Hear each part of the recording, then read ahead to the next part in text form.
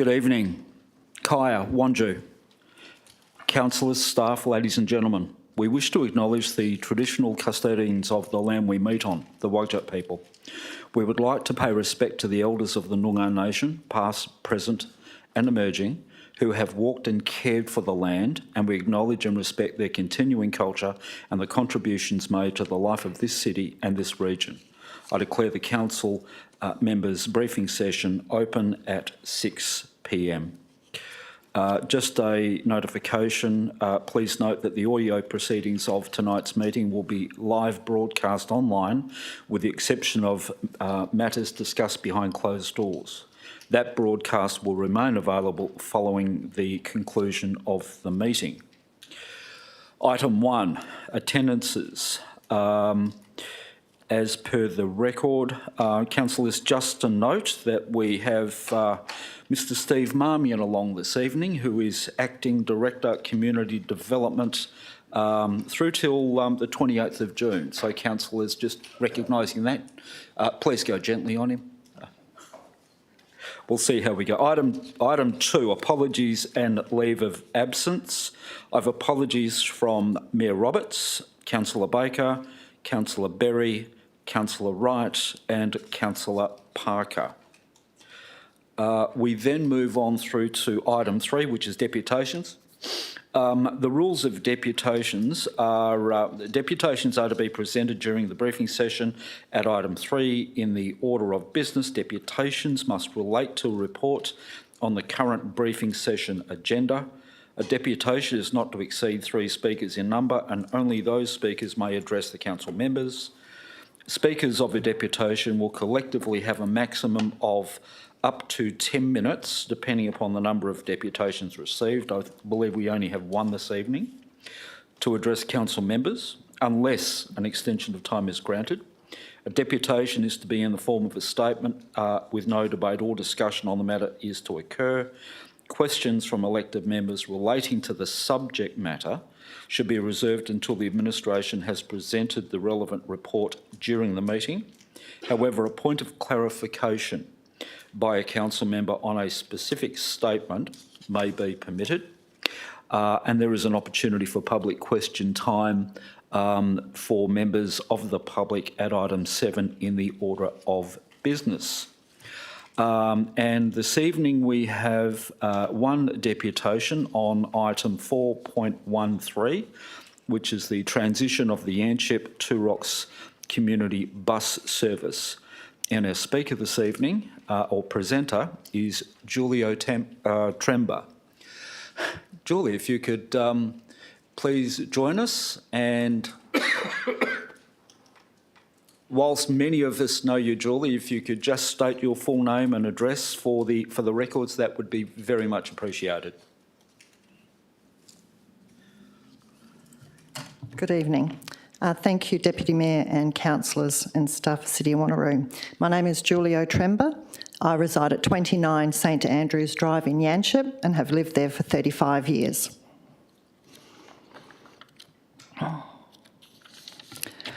I just wanted to give a brief history of the Yanchep and Tourette community bus. The start of the Yanchep Tourette community bus was on the 13th of October 1989. Before this date, there was no bus service to Yanchep and Tourette. Prior to 1983, the only service in our area was the MTT bus, and this only went to the National Park at 7 a.m. and took people to Wanneroo and then back again at the National Park at 5 p.m, Monday to Friday. Yanchep Sun City Proprietary Limited at the time was providing a bus service to take the residents to the National Park, and I also believe that the City of Wanneroo had to subsidise $2 per passenger for the MTT bus. In 1984, Phil Rankin tried to get a bus service started with the assistance of Yanchep Sun City Proprietary Limited. Phil Rankin started the Volunteers Association and to take residents to the shops, and was able to use the bus from the Yanchep Sun City.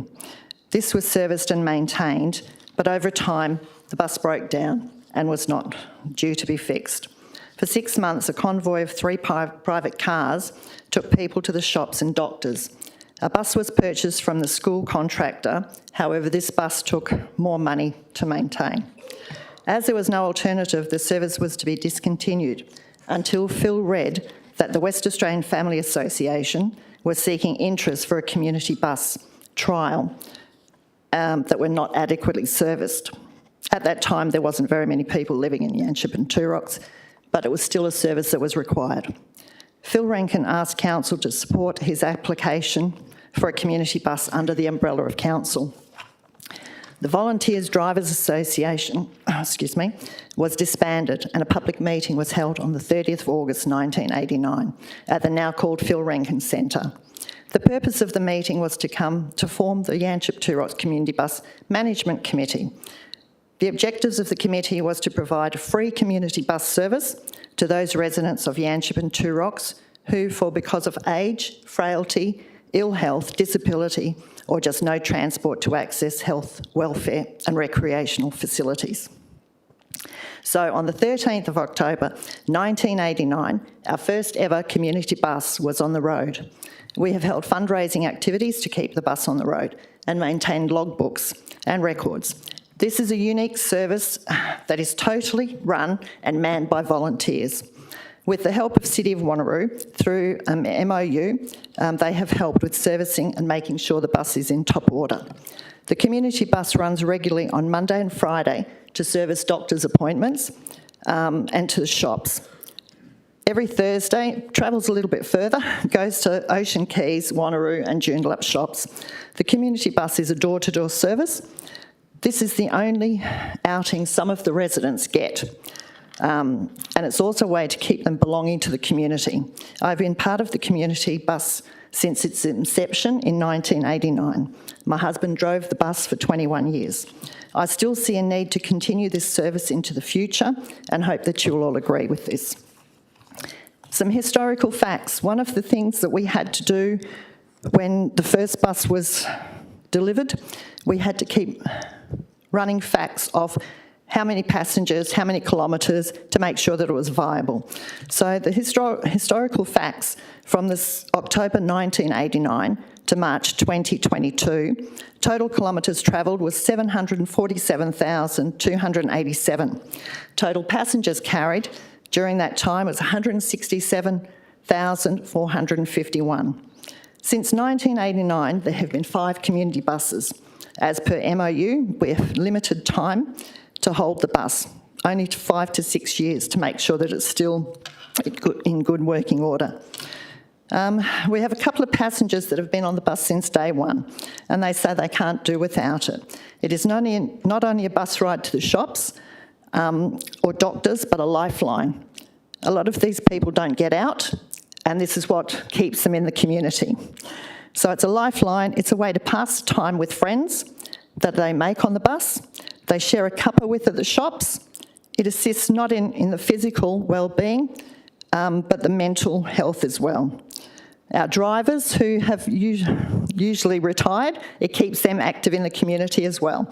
And the drivers love doing it, and the passengers love the drivers. Thank you for taking the time to listen and for the support and continued support from the City of Wanneroo. It does mean a great deal. As I said, I've been with it since its inception, so it's close to my heart. The Yanchep Turox Community Bus has formed a subcommittee under the Yanchep Turox Recreation Association, which has been actively involved in the community of Yanchep and Turox in 1977. So I think the partnership between the two of them will go a long way to creating something even better and stronger for the community. Thank you. Thank you, Julie. It's I can hear the emotion in your voice, and it clearly very heartfelt. You have read the recommendation from administration in the report, and your view on the recommendation. Are you supportive or?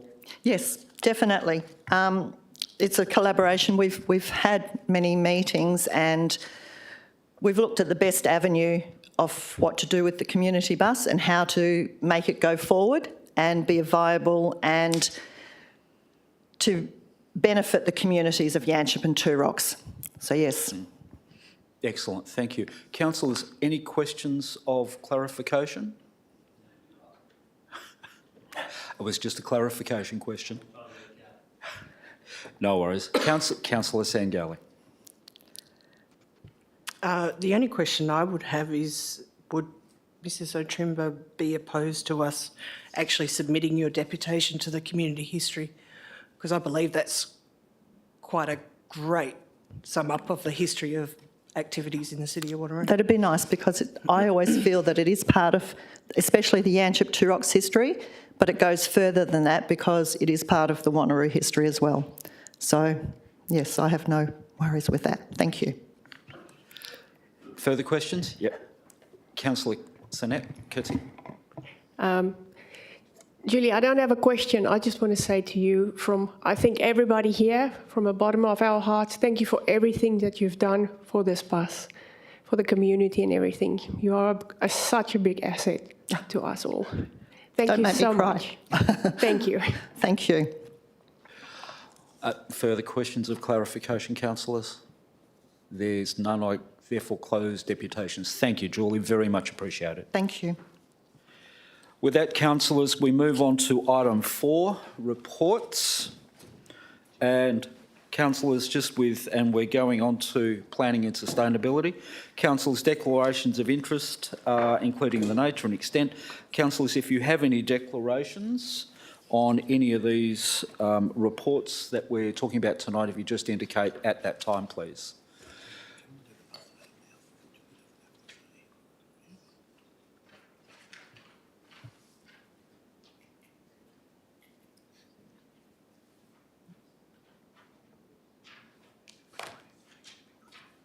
Councillors, just with your indulgence, suggestion from the CEO, and I think it's probably worthwhile, is moving, given the deputation, actually just asking Mr Marmion to move to item 4.13 if he wants to present that item. Just whilst, actually, sorry, Steve, you can do it from there if you like, Steve, rather than playing musical chairs. Or I do like the exercise though. Mr Marmion, if you wanted to do it from your seat, that would be fine. Councillors, are we happy with that approach? Okay, thank you. Mr Marmion. Thank you, Deputy Mayor. I actually hadn't proposed to introduce this item because I think has been to a forum, and I think council members are quite aware of the report. But I'm happy to take any questions. Councillors, do we have any questions on this item at all? Usually take that as a very positive sign that there's general support for the item, councillors, and hoping that's the case next week. Okay. Thank you. Thank you, Mr Marmion. You don't have to hang around now, Julie, if you don't wish to. Thank you. Right, we then go back to planning and sustainability. And welcome, Mr Dixon. Good evening, Deputy Mayor and Council members. There are 6 items from the Planning and Sustainability Directorate on tonight's agenda. Mr Van Heinigen would like to briefly introduce item 4.2, and we will be happy to answer questions on the other items. Deputy Mayor, before Emile introduces item 4.2, could I briefly point out one change to item 4.4, the East Wanneroo Community Reference Group? The terms of reference included as attachment 1 on page 118 of the agenda refers to a minimum of 3 meetings a year. This should be a maximum of 4 meetings a year, and administration will make that change before next week's council meeting. Thank you, Mr Dixon. Mr Van Heinigen. Thank you, Mr Deputy Mayor. So in February 2020, the WPC approved an amendment to the Metropolitan Region Scheme to lift the urban deferment on the land and to rezone the land to urban in the MRS. So the city is required in terms of the planning legislation to amend its district structure plan number 2 to align the scheme with the MRS. So in June 2020, Council initiated this amendment to rezone the land from rural resource zone to urban development. A key consideration for council was the need for the payment of developer contributions by the proponent. This is facilitated through the urban development zoning, which requires the preparation of a local structure plan. The amendment includes provisions to be included in the scheme to ensure that the local structure plan will require developer contributions. As part of the amendment process, the Environmental Protection Authority also required the protection of vegetation on the land. The amendment was advertised for 42 days and 5 submissions have been received. The key issue raised by the proponent during the advertising is around the most appropriate planning mechanism to deal with the developer contributions as well as with the environmental issues. The proponent's view is that a local development plan is the best mechanism to deal with the environmental issues, and the contributions can be dealt with through the subdivision and development process. So administration recommends that as the rezoning is to urban development, which requires a structure plan, that a local structure plan should be required to deal with both the environmental considerations and the developer contributions. We also recommend that in order to simplify the planning process, that an LDP is no longer be required. This is because the rezoning is only for 4 lots. Usually we don't require a local structure plan for such a small area. But a structure plan is a much stronger planning instrument because it gets approved by the WAPC, and that's why we're recommending that the structure plan be used as the mechanism. I just want to mention also that we will be updating the details, the map in attachment 2. We'll update that to more clearly show the boundaries of the East Wanneroo District Structure Plan and also the East Wanneroo Cell 3 Structure Plan. I also just want to mention that this amendment is not to actually go into the details of the contributions required. That can be dealt with when council considers the local structure plan that will come back to council after it's been prepared. So this is just to put the planning framework in place to facilitate that. I'm happy to take questions. I have Councillor Raitkin first. Thank you. I just want to clarify, is this the site where they wanted to put an aged care and nursing home site? Through you, Mr. Deputy Mayor, that's right, a nursing home and a retirement village. So dealing with over 55s living, but also the people that require higher care. Okay, thank you. Councillor Rowe. Thanks, Deputy Mayor. Page 44 of the agenda proper refers to the fact that negotiations over the voluntary developer contributions failed in 2020, and that was largely due to the possibility that the state government may require the development to retain a high proportion of the vegetation, making it commercially unviable. I just wanted to know, has either the developer or the city conferred with the state government since that time to clarify the requirement? And if so, do we know what proportion of the vegetation would have to be required? Through you, Mr. Deputy Mayor. So yes, the proponent has discussed the environmental requirements with the EPA, with also DBCA, and they agreed that it just needs to be dealt with through subsequent planning stages. The EPA wasn't, they didn't say specifically how much vegetation needs to be protected, but they considered that the preparation of a structure plan on LDP will be able to provide flexibility later in the process. So that is a responsibility of the proponent to liaise with the state government to make sure that they comply with all the environmental regulations. Now, Councillor Savitton. Yes, thank you, Mr. Deputy Mayor. On that particular point, I mean, the vegetation is quite extensive on, I guess, the 2 southern blocks.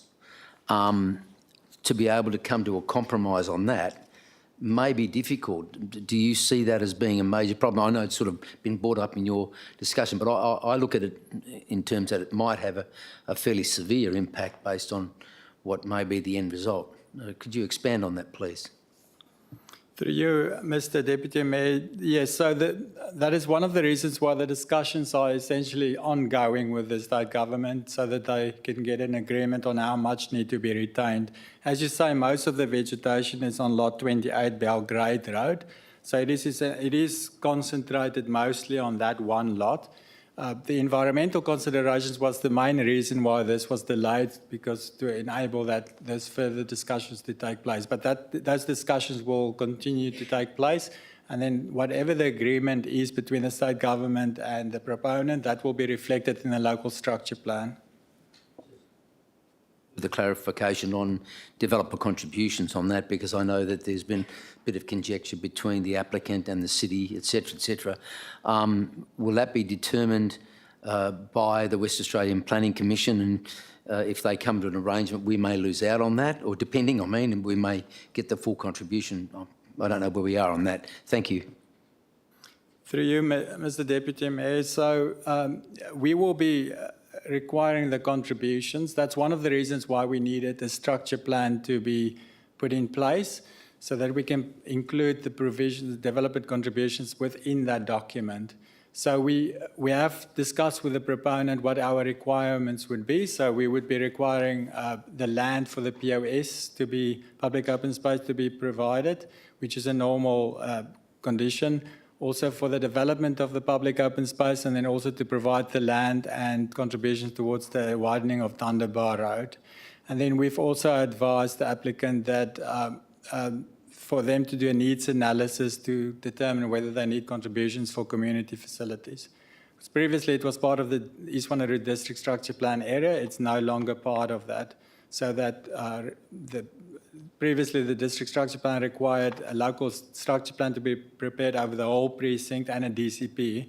That's fallen away, so that's why the structure plan is the best mechanism to still require that and give us the head of power. Councillor Miles. Yeah, thank you, Deputy Mayor. The question goes to, I guess, whether a local structure plan or development plan be put in place. The proponent in your report is stating that because of the changes the state government made to state planning 3.6, they're suggesting, as it says in the report, to go straight to a development infrastructure process, subdivision, rather than the longer time frame of doing a local structure plan. What's the timelines of either or, and why is administration wanting to go specifically for the structure plan? To you, Mr. Deputy Mayor, so because we couldn't reach a voluntary agreement, that means that if we had a voluntary agreement, there wouldn't be a requirement to actually have provisions in a structure plan, because up to now we couldn't reach an agreement. We require a local structure plan. So in terms of what we've advised the applicant is that we just need a simplified structure plan, because it's only over 4 lots. It's just a simple structure plan which probably involved the same amount of work than an LDP, so it's not more work that needs to be done through the structure plan.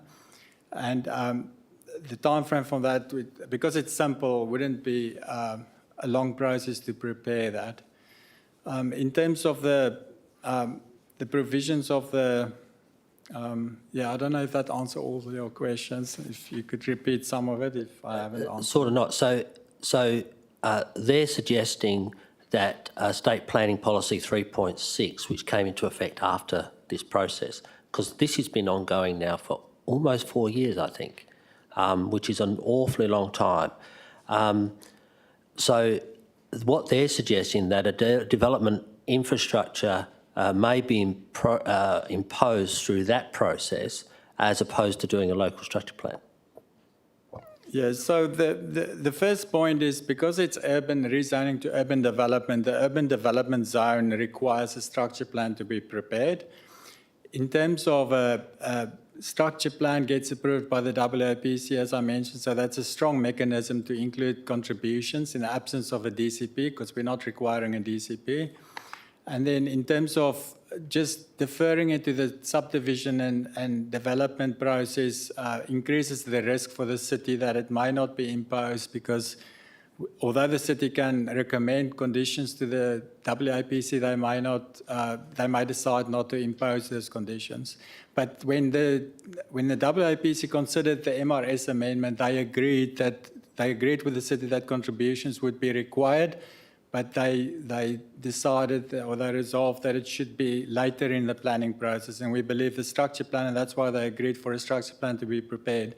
We believe this is the right stage of the planning process. If we leave it too late, potentially there may be further issues. In terms of the delay of the process, most of the delay was as a result of the environmental issues. So through you, Deputy Mayor, if I could just amplify. I think the difference through a local structure plan and a local development plan is the local structure plan gives more control. I think as part of the preparation of a local structure plan, we will be able to articulate all of the infrastructure contributions that we would expect.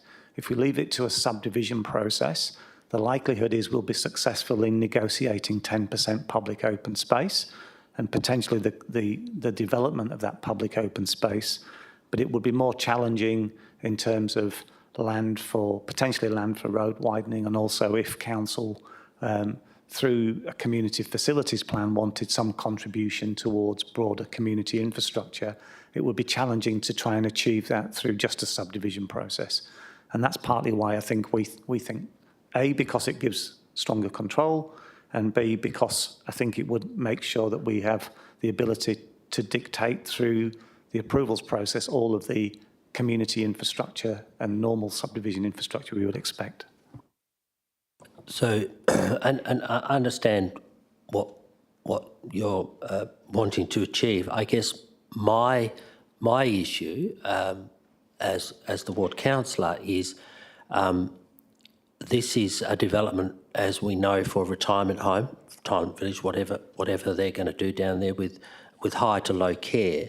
The issue I have is how do you get to agree on what you want to do as far as a DCP goes, because that's what you're really wanting, when the local structure plan is only for those 4 lots, which is 8 hectares.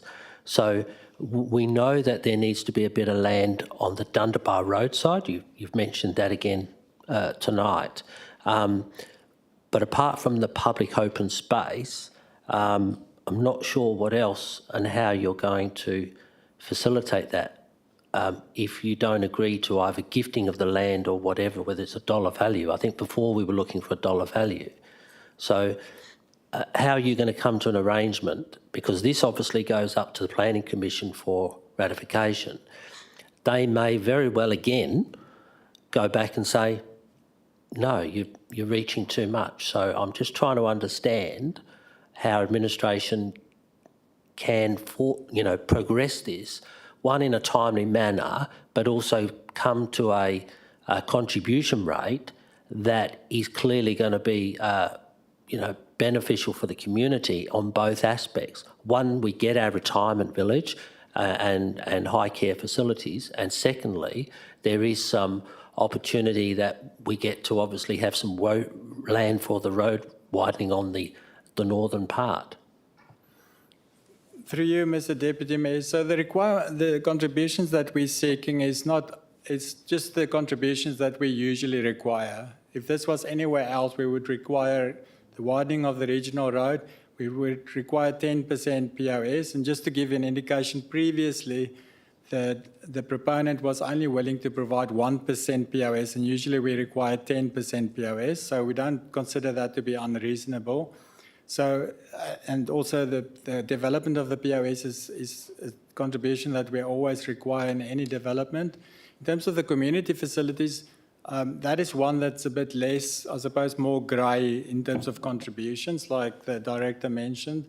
But that's why we require a needs assessment to be undertaken as part of that. So just to give the applicant an opportunity to prove that they may need less contribution for community facilities or they may not need it at all, and that just provides that flexible mechanism that we can then discuss with them further on that one aspect.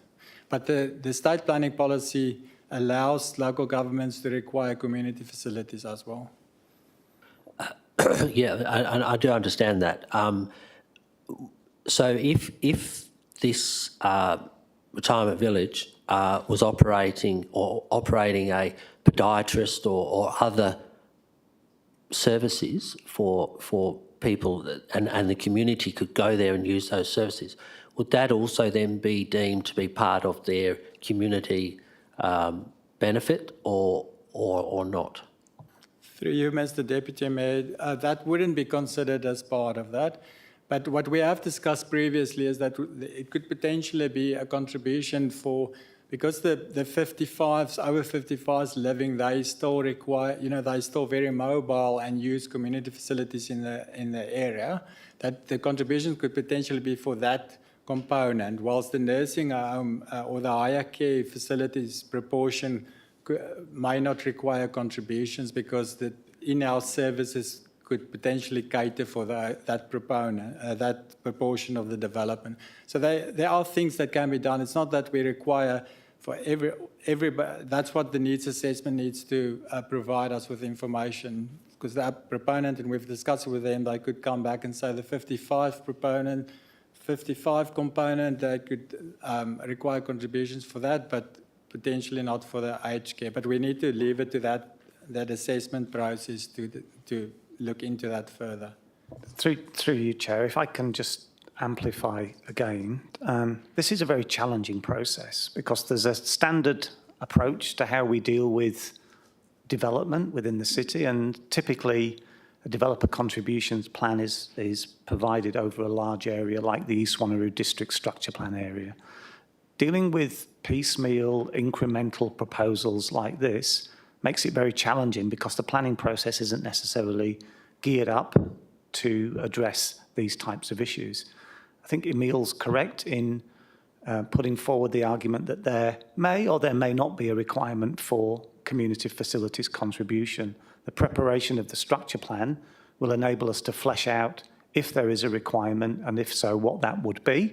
And then it would still be for council, as part of its assessment of the structure plan, to determine whether that's fair and reasonable and there's a need and nexus in alignment with the state planning policy requirements.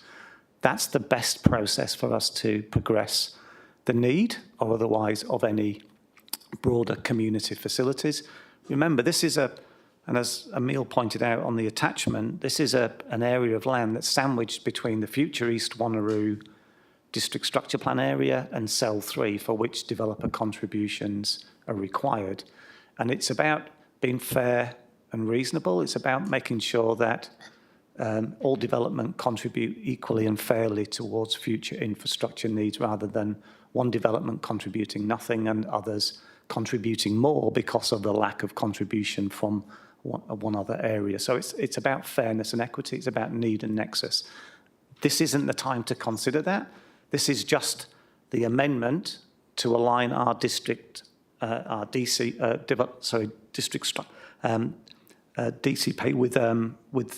with the approach that's been taken elsewhere. So the structure plan is the right mechanism to deal with that level of detail, not as part of this scheme amendment. So just to finalise it, if you're doing a local structure plan over this 8 hectares, you're only going to be doing a DCP over that 8 hectares. You can't obviously include what may happen in East Wanneroo into this local structure plan. Just for clarification, it wouldn't necessarily need to be a developer contributions plan. The process of preparing one is quite onerous. It could be that we enter into an agreement with the landowners, so with that agreement would indicate that an area of land is required for Dundebar Road widening, so that isn't part of any future development. We would indicate the need for them to provide 10% public open space within that 8 hectares. And that would be made available to the broader community that would be able to access. And it may just be a financial amount that would contribute towards broader community facilities. And I wouldn't imagine it would be a significant amount, but it would help contribute towards the city's provision of community infrastructure into the future. And council may make a decision not to do that as part of the structure plan process, or it may decide that it's fair and reasonable to do so. The structure plan enables that discussion to occur, which is why we're suggesting that rather than the local development plan. Councillor, Councillor Aitken first, then Councillor Civic. Look, this might be completely out of left field, but I'm looking at it here and the subject site is very small and you're talking about premature development or ad hoc development. why don't we just annex it to cell 3? And I know there's legal implications, or apply similar conditions to it to cell 3 to keep it within, because what you're doing is you're changing the boundaries that are similar and just including it's right next door. Why do we have to do everything separate? Because this site needs to be developed as soon as possible to provide jobs and facilities for our community. I know there's legal ramifications, but there might be some way of using the precept of that to be able to go with that site rather than having to go through a whole heap of palaver or consider East Wanneroo. Through you, Mr. Deputy Mayor. So to do that, to include it in cell 3 would mean we need to do a scheme amendment, which is actually a longer process than what we anticipate the structure plan to take. So we will have to amend the planning scheme and also get input from public consultation with all the other landowners in cell 3. So that will be a longer process. In terms of, it was taken out of the district structure, East Wanneroo district structure plan by the state government. So that's why we're looking, it is essentially between the two approaches in terms of developer contributions, and we propose this to be looking at the particular requirements of the site. That's why we have pretty much standard requirements for this in terms of the public open space and the widening of the road. And as we've discussed, the community facilities part will be dependent on a feasibility study that we will consider. Councillor Civic. Yes, thank you, Mr Deputy Mayor. Would I be right in saying this is, well, it is a standalone development, but this is a commercial company. They're not in it for love, they're in it to make a reasonable profit. My question is that this particular standalone 8 hectares will be looked at separately from the remainder of cell 3, which is Dundebar, Belgrade and Franklin. So will there be any impost on the remainder of that cell in terms of developer contributions, or we'll just look at it under normal circumstances as to whichever way the developer contributions go? That's my question on that. So, but basically, you know, this is a commercial company. They're not in it. They're there to make money, which is fair enough. So, thank you. Through you, Mr. Deputy Mayor. So you would remember that we had a scheme amendment last year on cell 3 where we required, we reduced the contribution so that the remainder area to the north would contribute to Dundebar Road as well. So that provided equity between the cell 3 landowners at the moment and the future residents of that area to the north. In the same way, this will link with that in terms of also requiring contributions for Dundebar Road and then the standard provisions of POS. So we believe that's a fair and equitable approach for all the landowners in that whole area. Any further questions on this item, councillors? There being none. Mr Dixon, you had any other items to speak to, or? No, Deputy Mayor, happy to take questions. Okay, councillors, we'll take them from the top, and we'll look for questions on item 4.1. Councillor Miles. Thank you, Deputy Mayor.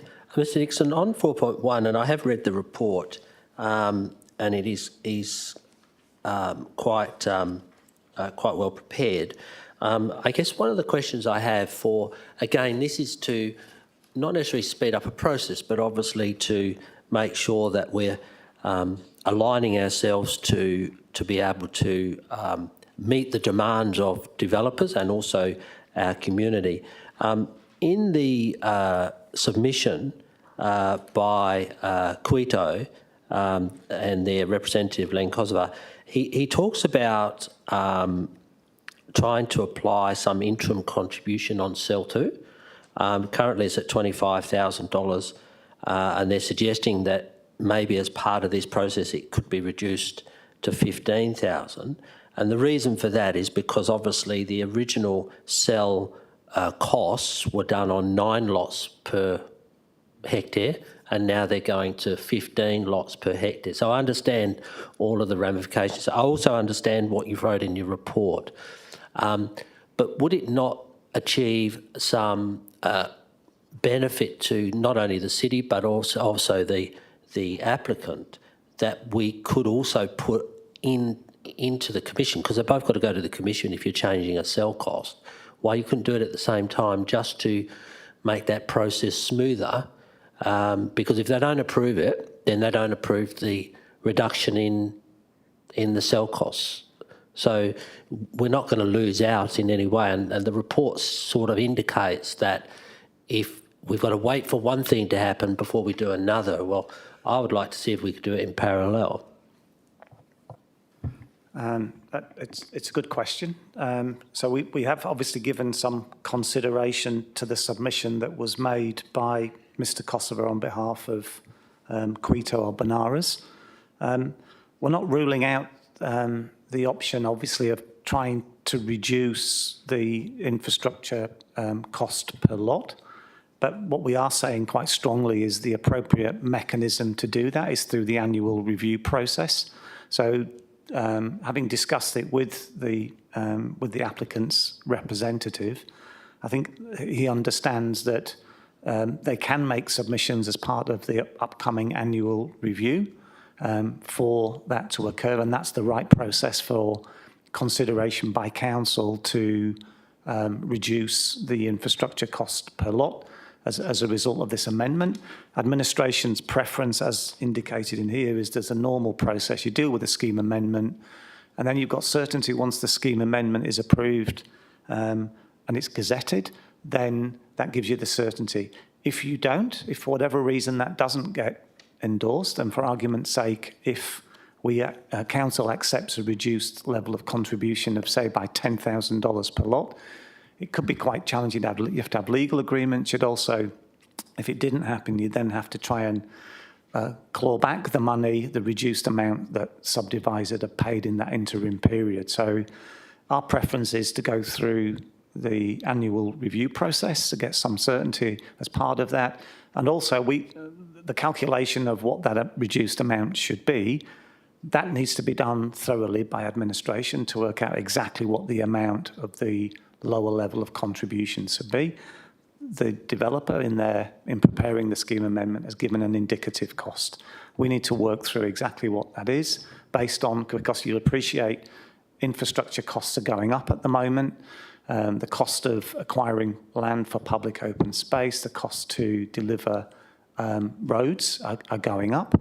That's all done as part of the annual review process, and that would give council an exact figure of what the reduced infrastructure cost per lot should be, and that for that reason we are of the view that do that through the annual review process. Yeah, and the report states all that. I guess what I was sort of indicating that you're suggesting in the report that to do this particular process could take anything from 6 to 12 months, depending on the process going through the commission. I understand that, but then, so we're not going to make any changes probably this year when we do the 12-monthly review. It will be another year, and then that's got to go through a process as well. So effectively, it's almost going to be 20 months, 24 months before we may review that cell cost in our normal process and manner. I'm just trying to align us with what's happening out there, I guess, in the development world, where they're trying to bring land on at a reasonable pace so they can obviously meet the demand of the expectations of buyers. I'm just trying to see whether administration can align itself in such a way that, yes, totally agree with what the report's saying, but the real world is changing a little bit quicker sometimes, and 24 months it's a long way away. Through you, Deputy Mayor. We're not necessarily saying 24 months. In my view, the proper mechanism to deal with this is deal with the scheme amendment, have certainty that the scheme amendment's been endorsed, and then through a quick annual review, change the infrastructure cost per lot. it would be up for council to determine as part of this current annual review whether council wishes to reduce the infrastructure cost per lot as part of this annual review, which will be coming to council shortly. Now, the amendment process isn't the right process for you to do that, but the annual review process is absolutely the right process to go through. So if council is mindful to want or request administration to consider that as part of the upcoming annual review, that's something that we could do on your behalf. But it will add to the administrative burden of having legal agreements with all those that subdivide in this interim period prior to the gazettal of the scheme amendment, which does run risks. Councillor Civic. Yes, thank you, Deputy Mayor. My question in relation to this, I fully understand the from 9 to 15 lot and the reduction in the costing, but when we look at this total structure plan over the, when it's approved, will council administration be looking at the urban tree canopy? Because that's one of the items in the agenda tonight. And I know we've looked at all the old suburbs, etc., under that particular item, but will we be looking at that? Because I know Quito or Banara, all their land is practically all cleared, as it was for the nursery at the time. But with Ingham's, etc., there may be that. I mean, by increasing the R codes, it's going to create a lot more lots. So will administration be looking at that aspect? You know, instead of getting 15 lots, we may settle on a different R code on that particular area. Is that a fair question? Yep. Yeah, that's, thank you for the question. So in terms of urban tree canopy and provision of trees, that will be considered as part of the local structure plan and subsequent subdivision stages, not as part of a scheme amendment to change the DCP cost. But absolutely, I think, and that's interesting, the next, one of the next items on the agenda is to deal with the urban forest strategy that council will hopefully consider. But as part of this process, as part of the Ingham site, retention of trees in public open space, retention of trees within the public realm, and additional street tree planting will all be considered as part of that process, not the amendment process. Any further questions on this item, councillors? There's none. 4.2 we've done. 4.3, Councillor Miles. Yeah, thank you, Deputy Mayor. Just two questions, easy ones, I'm sure. My first question is the urban tree forest strategy. When we go to look at a suburb that has become a bit of a heat sink or whatever, are we looking, or whether subdivision approvals or our other areas of our agency, are they looking at what the tree canopy was in that area prior to development before we go ahead and replant just about anything because we think we might need to meet a certain standard? So are we going back to what that area may have looked like originally? Apart from the scrub, there were some trees. Is that what we're trying to do here as well, is to replant what was somewhat destroyed as part of the development? Through you, Mr. Deputy Mayor. So what we have done as part of this strategy is we've analysed the whole city and we've analysed the tree canopy cover in the city as it stood, basically as it was last year, late last year. So we now, for the first time, we actually have mapping of the whole city. We know exactly where the heat islands are, where the trees are, where there's shortages. That's why we're proposing that we focus our tree planting on the areas that have the suburbs with less than 5%, to get all the suburbs up to 5% and then gradually increase it after that. But importantly, what you mentioned is a lot of it is the planning system is failing to protect trees as part of the planning and development process.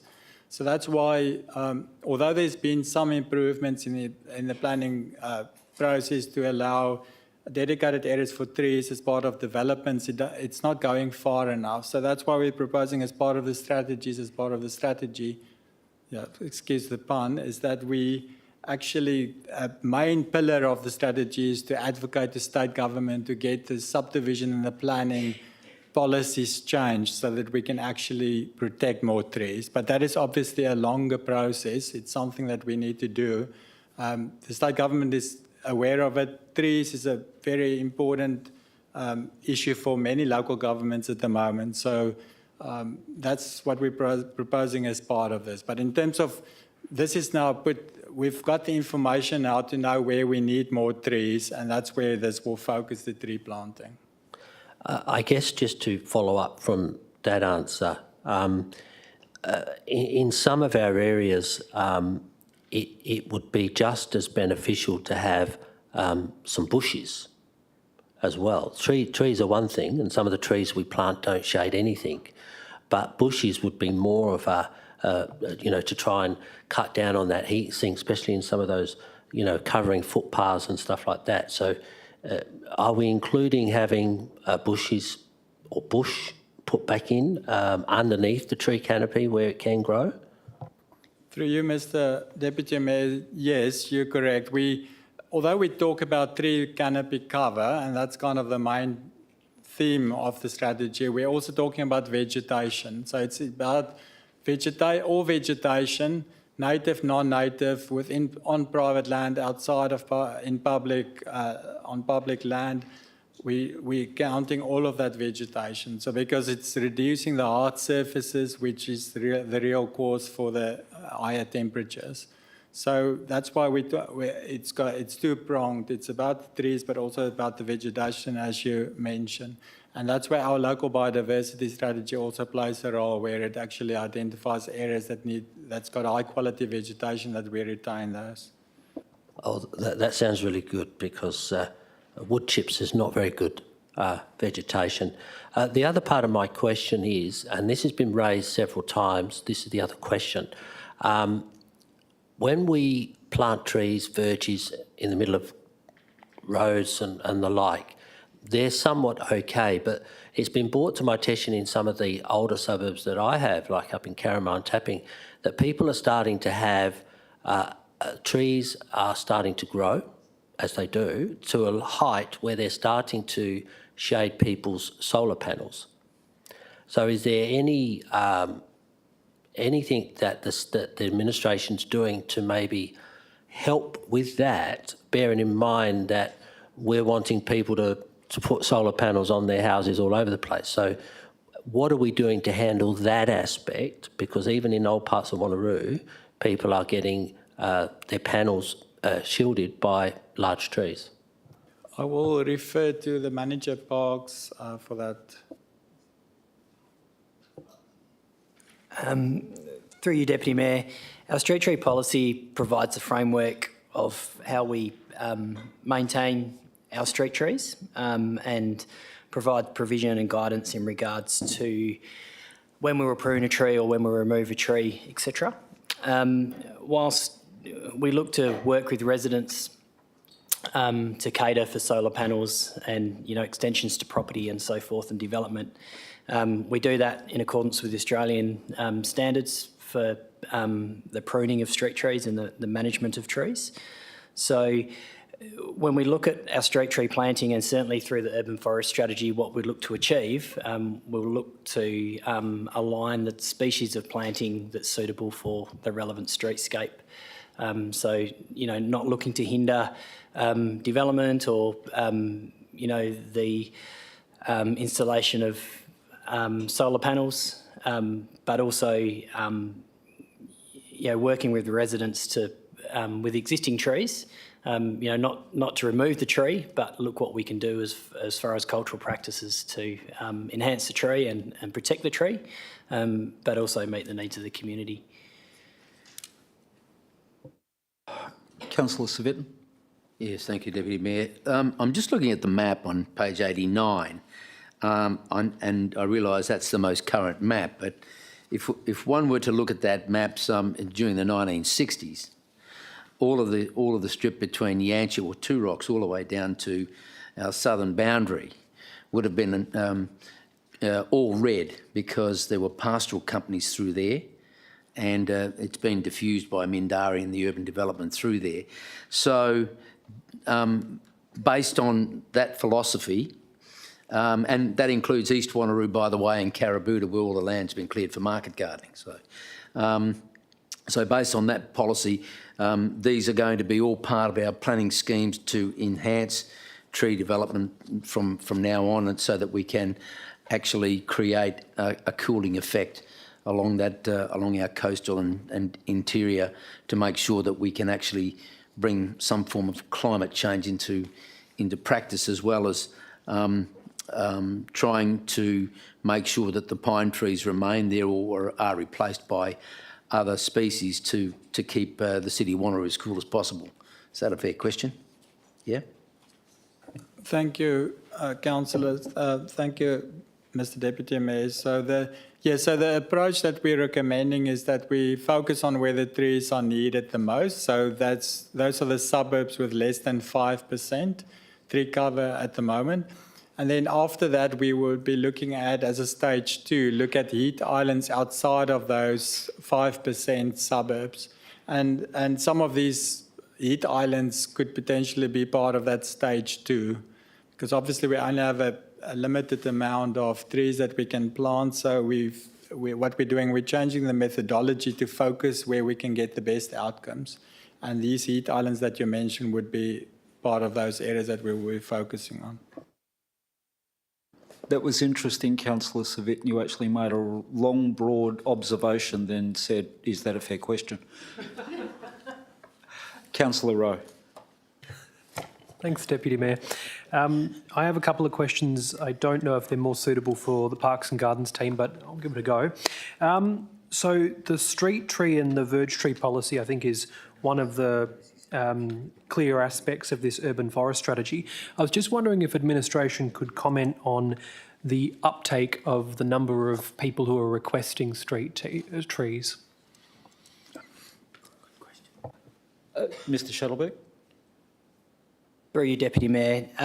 Looking at the last 5 years, the residential requests make up about 14% of our annual program. On average, over the last 5 years, we receive around 400 requests for street trees out of our 3,000 trees that we plant. Where they come from in the city, a lot of them in the north of the city. Obviously, we've got our lower sort of canopy coverage areas up there. But yeah, consistently, it's around that 14% over the last 5 years. Thank you. The second part of the question, anecdotally, I think a few of us hear situations where street trees are planted and then either not maintained or potentially even removed by some residents because they don't like the appearance of it, etc. I was just wondering if administration could comment on that, if there's any sort of trends or feedback that's been provided through to the city about situations where street trees are planted and then potentially removed either by residents or other people as well. Through you, Deputy Mayor. We don't have any actual trends that we've picked up. We do monitor our newly planted trees through our street tree watering program. So each tree that we plant, we manually water for a 2-year period to give the trees the best chance of establishment. Through that watering, we can identify any trees that are struggling or are failing or have indeed been removed. So any trees that have been removed, if we receive information around the removal, then obviously we investigate that. And any trees that have been removed, we'll replace in the next year's planting program. So as far as maintenance of those trees, we continue maintenance, fairly intensive maintenance of those trees outside of the watering for a 3 to 5 year period. So we've improved our practices over the last few years of, putting a tree in and asking our residents to water it and, hoping it survives, to doing the watering over the 2 year period and then all of the formative pruning to create a tree on residential verges. Through that process, we generally pick up any trees that have been removed or vandalised, any trees that need to be replaced, then we'll add to our next year's watering program, planting program. Through you, Deputy Mayor, if I could just also clarify in terms of before the assets are handed over to our Assets Directorate to manage and maintain, we do have issues in new development areas where a developer will plant trees as part of their development, and then those trees get damaged or destroyed or removed, either through contractors or builders, or the residents indeed removing those trees, particularly as they're young saplings and they don't put any value associated with that. So that is a challenge for us, and that's certainly something that we're looking at improving, whether that's we receive an amount of money from developers, and then when the street is pretty much established, then we can go in and use that money to plant the trees and maintain them, which will give them a better chance of survival. That's something that, with our assets colleagues, we're looking at the best process for us to ensure that when trees are planted through new developments, they've got a very good chance of surviving. And the last part of the question was, does our strategy adjust our watering practices depending on the level of rainfall each year? Because I imagine if we go through periods of extended drought, are we consciously sort of trying to plant trees that that don't require as much either rainfall or groundwater to be able to survive over time? Mr Shuttlebeck. Through you, Deputy Mayor. As I addressed in the last question, we water our trees for the first 2 years for establishment. So we work that on 40 litres of water per tree per week during the drier season.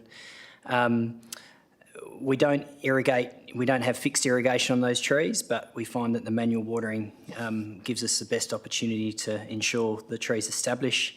There's a number of factors that we base species selection on. Obviously, we look for trees that are native to WA and Australia.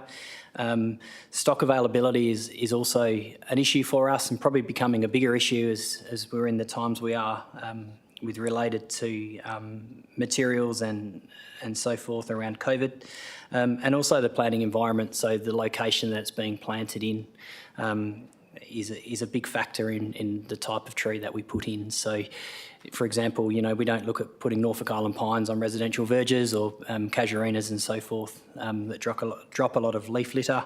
It's got to suit the location that it's going into. And I think we move across to, for the first time this evening, the right-hand side of the room. Councillor Nguyen, you had a question? Thank you. Just in relation to the budget or the costs, by redirecting or prioritising these planting to the heat islands or the heat areas, there's no increase to the city's budget in managing these trees. And if that was the case, will we reach the target that we set in the report? That's to cover a minimum of 5% by 2040 in the suburbs identified? Through you, Mr. Deputy Mayor. So, yes, you're correct that we are not proposing to increase the number of trees that we plant every year, but we are proposing to change the approach that we follow. Now that we have the information to know where the heat islands are and the suburbs that have less than 5%, now we can actually focus our tree planting better to actually maximize the results. So we believe that this approach would actually, it's a balanced approach, and within the current financial considerations that this is achievable. But bearing in mind that this strategy will be an ongoing document, a document that's alive and that we will be bringing back. Importantly, what we will be doing as part of this is monitor the progress to actually measure are we actually making a difference, and how can we actually change the strategy to increase its effectiveness. So that's a very important element of this. Our assets colleagues, they are doing a street tree audit, and that's a rolling program across many suburbs. So as part of that, it identifies where potential trees can be planted, and also it will help us with the monitoring of the progress of this. But importantly, the tree planting is just one aspect of this. Advocating the state government, because that's where we can really effect a lot of change, because that's getting to the real problem issue of subdivision and development, and how we can actually protect more trees through that process. And the other key aspect of this is to community awareness about the importance of trees and maintaining trees. So we believe, and that's got a negligible financial impact on the organisation. So we believe that will contribute substantially to the success. In terms of if we were to propose a tree being planted on a verge in front of someone's house, what is a resident's right to protest with that proposed planting? Is there any right for them to do that? Or do they get, I don't know, a say? Or do they get notified? What's the process? Through you, Deputy Mayor, our street tree policy provides guidance on an allocation of a minimum of 1 street per residential verge.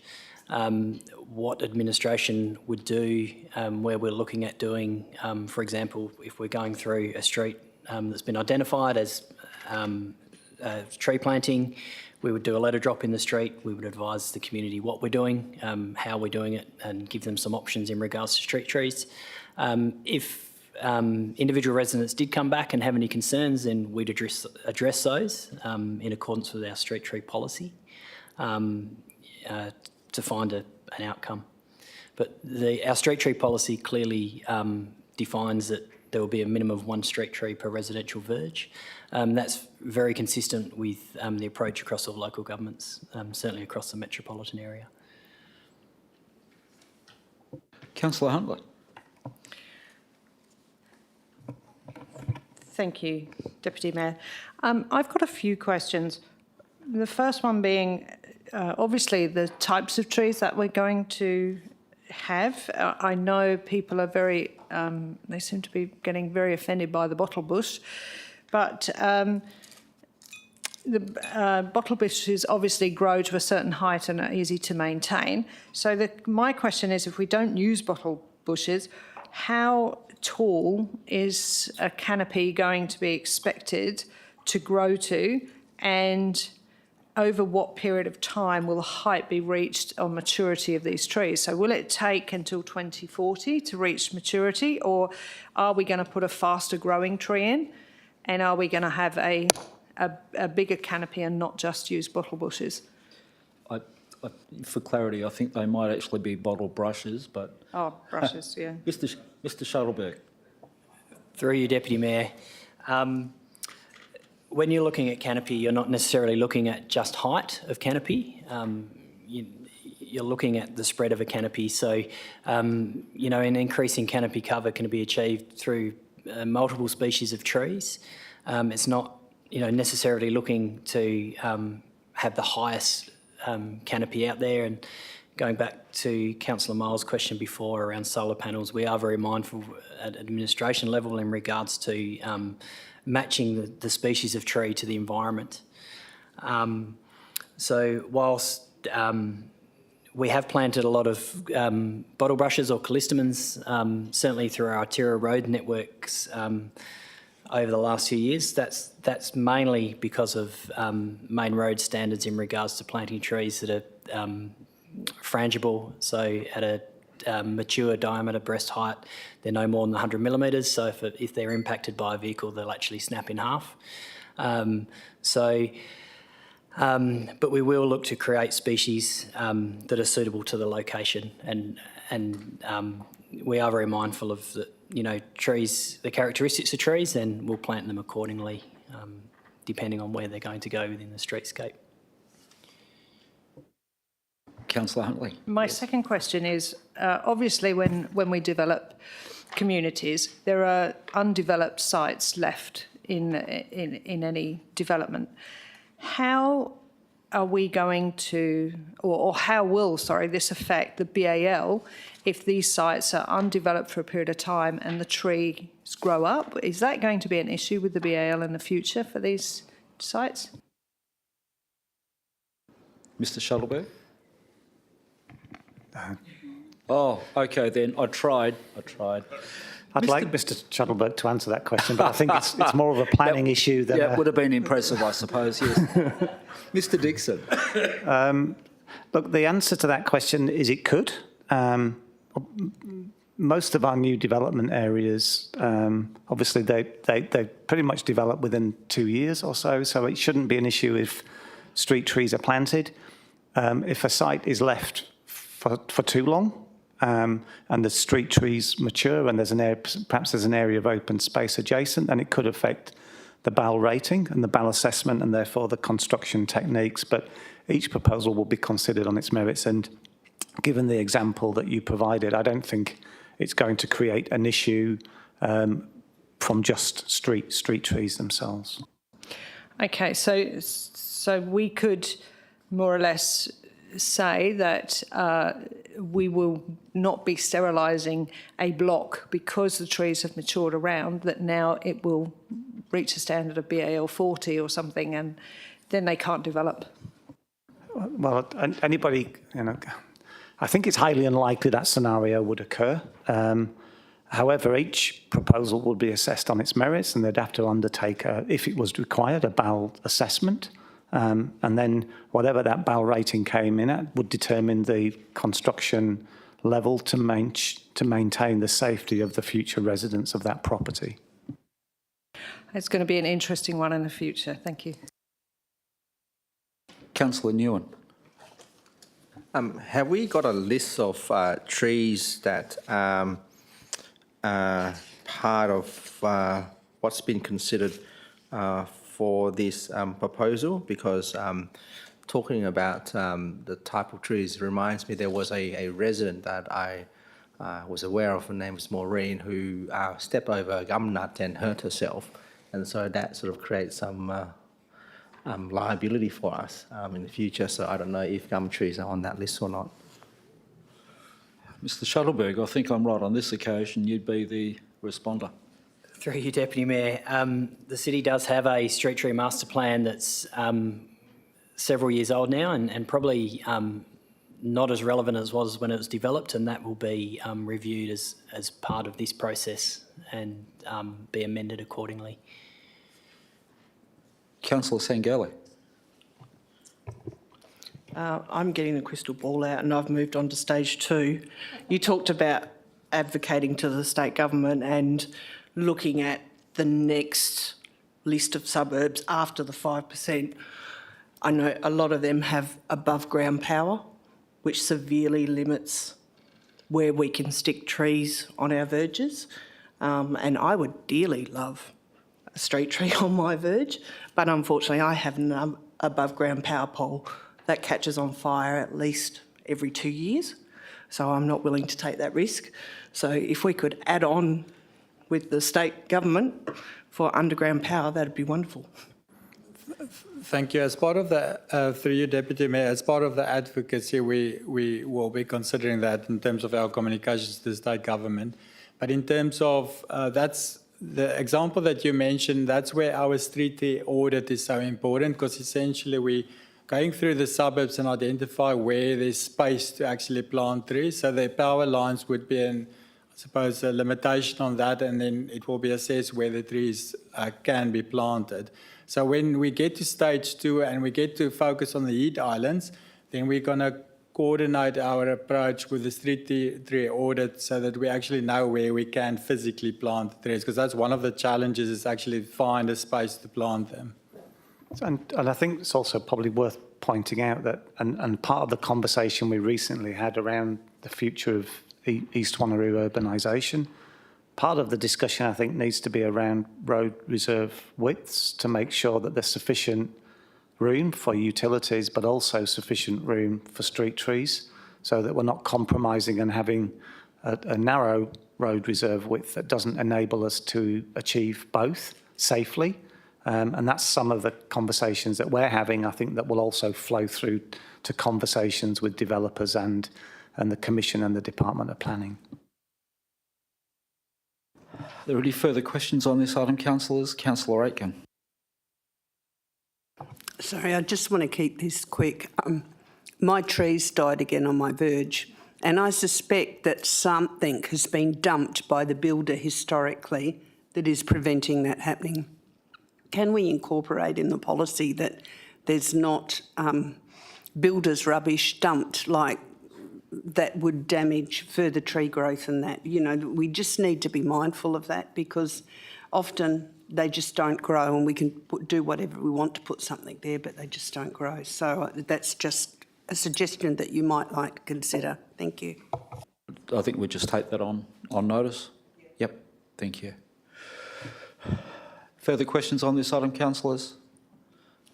No, we then move on to item 4.4. Are there any questions? We have nominations in for the 4 vacant positions. There's no questions. Item 4.5, Councillor Miles. I guess really just for administration, this is for the petition that I tabled at our last OCM with regard to the Neves Road Marigina amendment, number 198, which was the caravan car parking amendment. Is it possible for the director to use that petition when they do get a development application to obviously use the comments within that petition from the residents with regard to processing the DA for that site? That's a good question. That's not typically the process that we would go through, and it's about important from my perspective to give surety to the petitioners that their comments would be taken into consideration. The normal process is that there would be a development application and the adjacent residents would be consulted as part of that process to provide any input and comments. And I think that's a safer and a better process for us to take because obviously circumstances change rather than retaining this petition and then considering that as part of any future development application. Further questions, councillors? There are none. 4.6. Any questions? There are none. Thank you, Mr. Dixon, Mr. Van Huygen. We now move on to assets.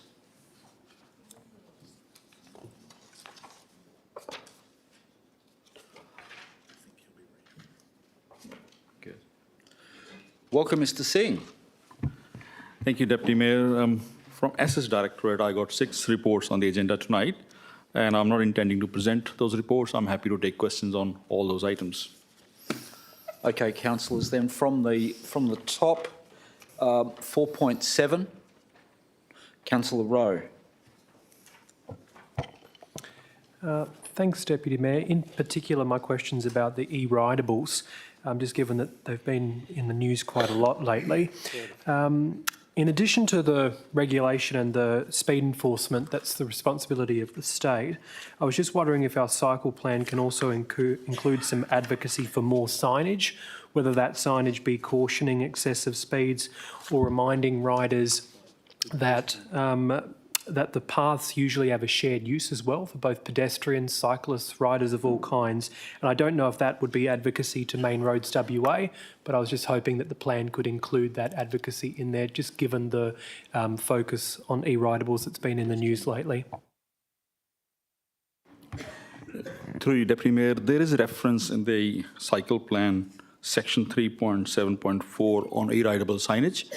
But having said that, it is the City of Wanneroo's responsibility for such signage on footpaths or shared paths. It's not main roads.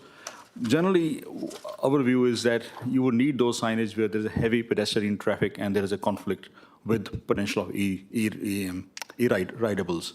So that's where we could consider having some additional signage. Otherwise, majority of the cases, you probably wouldn't need the signage. Thank you, Mr. Singh. Any further questions? Yep, Councillor Coetzee. Thank you. On page 152, it's about the PSP. Number 2, the letter that the Mayor have written to the Minister of Transport and the Member of Butler, and the letter that the CEO have written to the Director of Metronet. I don't think I've read anything, but did we get a response back from those areas?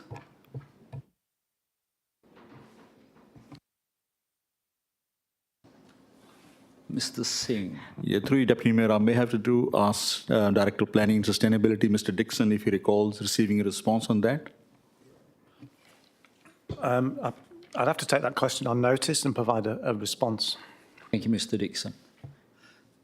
Councillor Kurt, yes? Also, if we haven't received any response back, is there any way that we can follow it up by any chance? So pending the taking it on notice and getting a response, I would imagine that would be normal course of action. Thank you. Yes. Further questions, councillors? There are none. Item 4.8, Councillor Miles. Thank you. This is in regard to the Eiffel Tower replacement.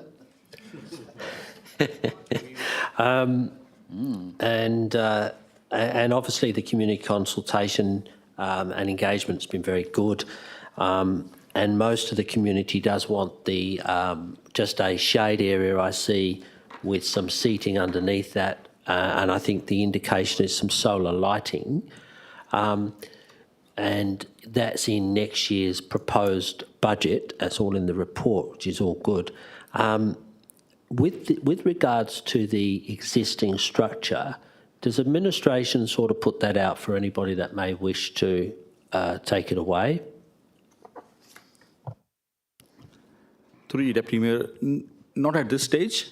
As part of our removal of that one, we can consider to include that as an optional item in the procurement for the new shade structure there.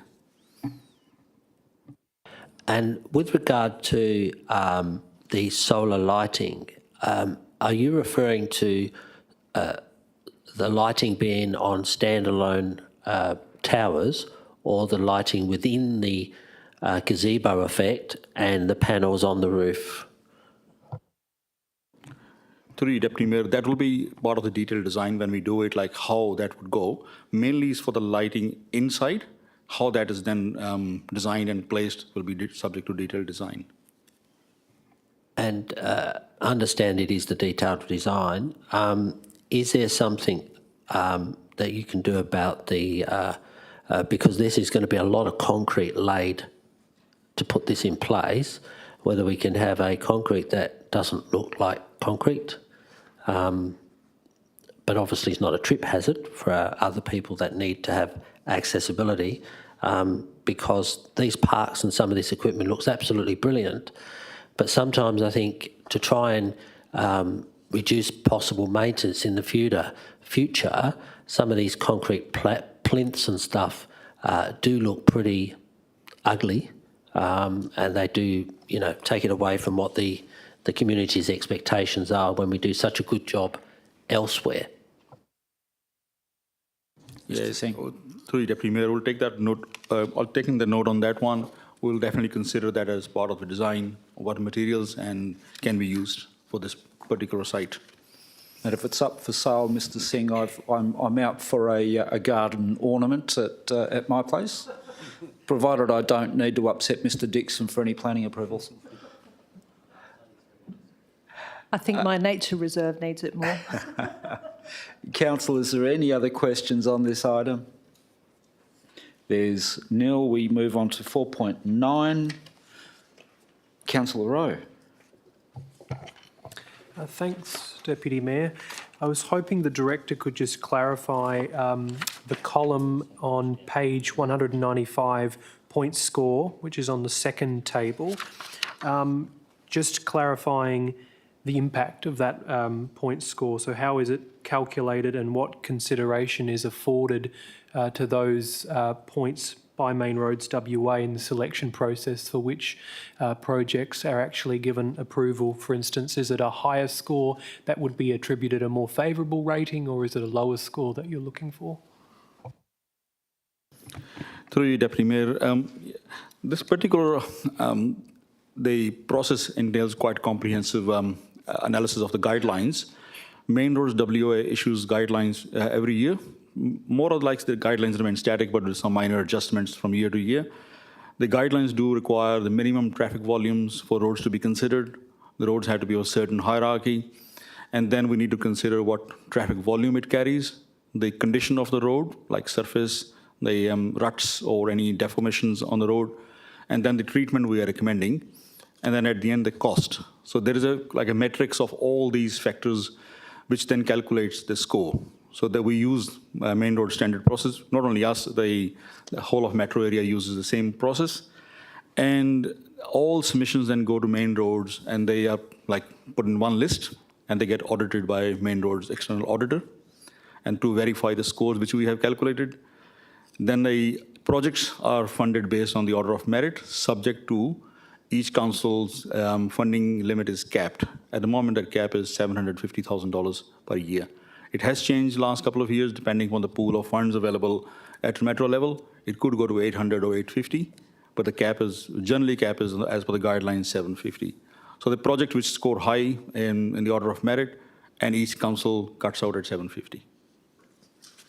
Having been the chair of the Metropolitan Regional Roads Board for several years, it is rigorous and rigid, the process. Councillor Herridge, welcome. Thank you, Deputy. Sorry, I might be putting you on the spot here, but I just wanted to clarify a couple of points. I noticed and just wanted to confirm we've missed the deadline for this year, so this will be in for next? Through you, Deputy Mayor, the submissions are always 12 months ahead. These are for 23-24, not 22-23. Yep. So when we miss the deadline in a sense, when Main Roads releases the guidelines and the time it takes to prepare those submissions in line with the guidelines, generally doesn't line up with the council meetings. Yep. So we submit the submissions, but with a qualifying statement that these are still subject to council endorsement. So after council endorses, hopefully next week, we'll let Main Roads know now council has formally endorsed these submissions. Cool, thank you. And just the second one, I noticed that there's, of course, one in there for the Southwest Ward, along Mirrabooka and Kingsway. I've been racking my brain since today, because I didn't come that way today. I've gone the back way. And I've just realised it's Kingsway side, not Mirrabooka. Do we have enough road reserve there to do that? Is that always been in the planning? Through you, Deputy Mayor, the concept we have done, we can fit in that concept in the existing road reserve. So that should be sufficient to fit it in. Further questions, councillors? There's none. Now, councillors, we're moving on to items 4.10, 11 and 12. And if there are any questions on these items, we may need to go behind closed doors. So I'll take them one at a time. 4.10, Councillor Rowe. Is it anything of confidential nature that's included in the Okay. This is just a question in terms of the recommendation. It says on page 205, noting the 699,378. I was reading up on the minutes from when this item was last discussed, I think on 15th of June 21, before I came onto council. I just wanted to clarify with the director if those funds were being taken out of the DCP Cell 9 developer contributions, or if that was being funded through municipal funds. Through you, Deputy Mayor, yes, they are the DCP funds. Yep, right. Any further questions, councillors, on 4.10? Yes. Oh, on 4.10? Okay. Now, if this is anything to do with any of the confidential information, councillors, if I could just make sure that that's the case. Councillor Nguyen? Just in relation to the allocation of the percentage in the selection criteria, and we have buy local 10%. Did we set that as part of our policy, or was that something that's been sort of set by administration? Yeah, through you, Deputy Mayor, the policy doesn't set the exact percentage. administration does that. So each tender, when we look at what's the scope of that particular procurement we are going to do, and then we allocate percentage on that basis. And how do we go about, I guess, personally, I like to see that percentage to increase because I guess my preference would be if we can choose a local business for the city's project, that would be better than someone who's not within the city.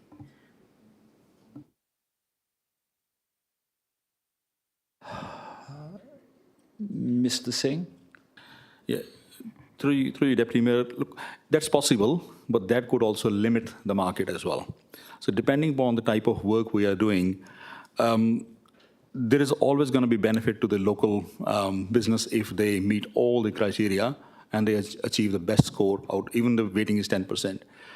One is, tender evaluation process is not simple mathematics. We assign the scores, then we rank those tenders who achieve the minimum scores, then we do the relative value for money analysis. And we also consider the different aspects which each tender brings to the table, such as being local, what material they're going to use. All those criteria we do, then go back and look at the performance, do some risk analysis on that as well, before we form a recommendation to the preferred tender. So the value for money is not just simple mathematical based on the ratings and the scores, it's more than that. So even if 10% is provided, if we increase that weighting, that could result in limiting the market where we may not get the good value for money tenders for our projects.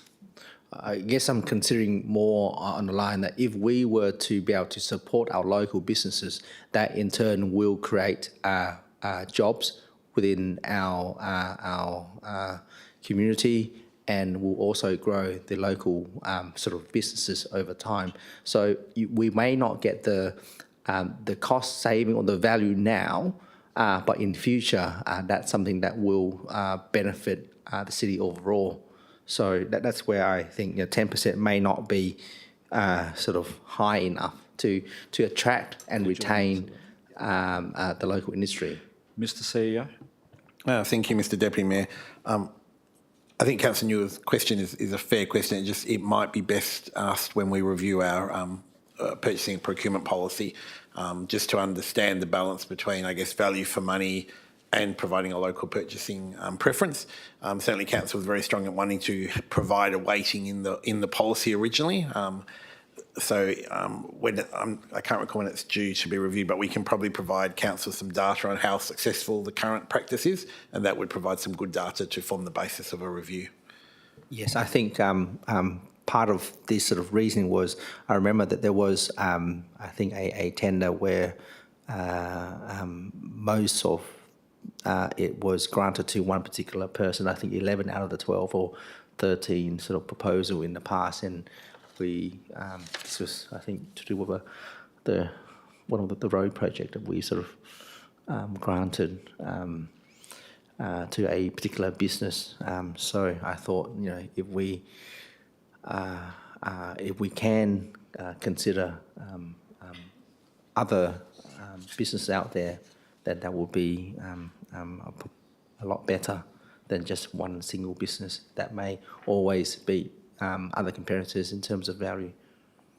Yeah, I'm not sure that the question is relevant to this particular item, but I'd also say that whilst there is a principle of buy local, there is always the budgetary aspects, and those principles may put upward pressure on our very tight budget position. So there's always that difficult contest and tension that we've always, and I'm sure administration take that into consideration too. Councillor Heritage, do you have a... Yes, thank you, Deputy Mayor. Just a couple of questions. One, to say I'm super excited to see this actually coming through, which is awesome because residents have been waiting and advocating for a long time. And I also know, being a parent and a school parent, I know that they're going to be a little concerned over a few things. One just being that the space that's there that's being used is already obviously a car park.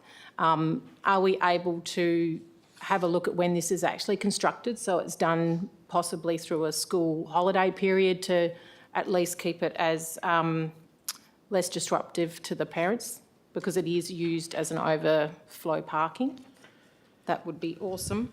And there's also quite a considerable amount of tree canopy that's already there. We've considered that as well, obviously, with the shade sail that's possibly going in, just to make sure that we're not clearing or keeping the clearing down to a minimum. Thank you. Mr. Singh. Yeah, thank you, Deputy Mayor. The duration of this project is about 5 months. So it's going to be difficult to contain all of that in school holidays. So it'll be a construction site, so there will be some impact on the parents who are driving to the school. And the second one with the clearing, we'll be clearing only whatever is bare minimum required to deliver this project. So we'll identify the clearing which is required as per the footprint which is on the detailed design, and rest will be maintained. Yeah, Mr. CEO. I'm sure the director, however, will liaise with the school and discuss our construction program with the school and work with them to minimise the disruption as much as possible. Yeah. Any further questions on this item, councillors? There's none. For 11, Councillor Rowe, and again with a disclaimer, we just need to be careful of the questions. Yeah. First, I'll just be foreshadowing a declaration of impartiality next week as I work within the office of the member for Lansdale, who has been liaising with the city in terms of this project. Deputy Mayor, all of my questions relate to information on the public record in this agenda.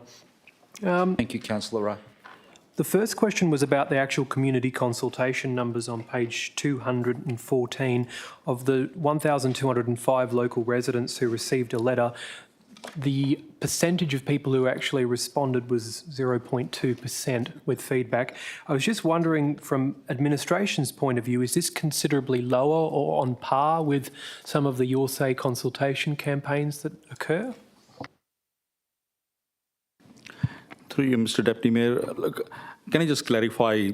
I have received some feedback on the community consultation and from our community facilities team. They did mention that the letter which been referred to in this report was sent out in May 2021. It was a supplementary letter. There was one which had already occurred prior to that one with all the relevant stakeholders and user groups of the facility during the design phase of the project. So which demonstrated the support of the project. Yes, I'll clarify that in the report for next week. We'll add a bit more information. The two responses definitely don't indicate there's not enough response, but the reason for that was there was previous consultation on this particular project. And the second question was just at the beginning of the overall comment, it refers to the fact that the two tenderers who scored highest on the overall weighted assessment were either disqualified or they removed themselves from the tendering process because the bid validity time expired. Did administration have any comment on that? Were they concerned at all that that had occurred, or was that a natural process that they just weren't prepared to delay that? Through you, Deputy Mayor, without going into the details which are in confidential attachment, which council members may refer to, there is a table in that one, you may refer to that, probably answers your question. From administration point of view, the tenders who didn't extend the validity would not have impacted the recommendation. The recommendation would have still be the same. Thank you, Mr. Singh. Further questions, Councillor Herridge? Just one, just to clarify. I know this has actually been a little bit of time since the grant actually come through, so it's come from like 2017, I believe. Just to clarify, there's obviously a few hold-ups for it to actually come to council now for approval. Through you, Deputy Mayor, when the tenders closed, as our report outlines, there was a shortfall in funding. So administration point of view, we were trying to see if state government will provide more funding through the department or through a local member. We approached that. Given that we didn't get the indication that's likely to be possible, so we then looked at what internally we can find savings or unspent funds from other projects which can be redirected to this particular one to deliver this project. That's why there's a gap in that period, and the recommendation outlines where the funding will be coming from. Mr CEO. Just supplementary, Mr Deputy Mayor, and what Mr Singh just explained represents the principle that we've applied across all the state-funded election promises. Council's strong preference has always been to, first of all, try to contain capital expenditure within the grant. On this one, through various opportunities, we weren't able to do so. So the delay was as a result of trying to seek additional funding. Further questions on this one, councillors? There's nil. 4.12. Questions? There is nil. Sorry, Deputy Mayor, can I just make a quick comment on that particular item? Certainly. The recommendation, I'll be adding a couple of more words in the recommendation. It does not mention there are 2 extensions also possible should the tender be awarded next week. So I'll be clarifying that in the tender report. Thank you, Mr Singh. And that concludes, or no? Yes, it does. It concludes assets. And I know that the Acting Director of Community is dying to get up to the table. Welcome, Mr Marmion.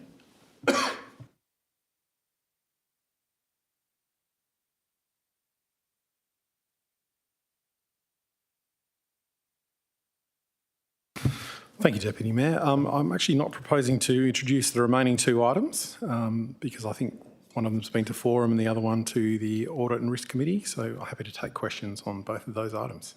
And welcome as well, Mrs Russell.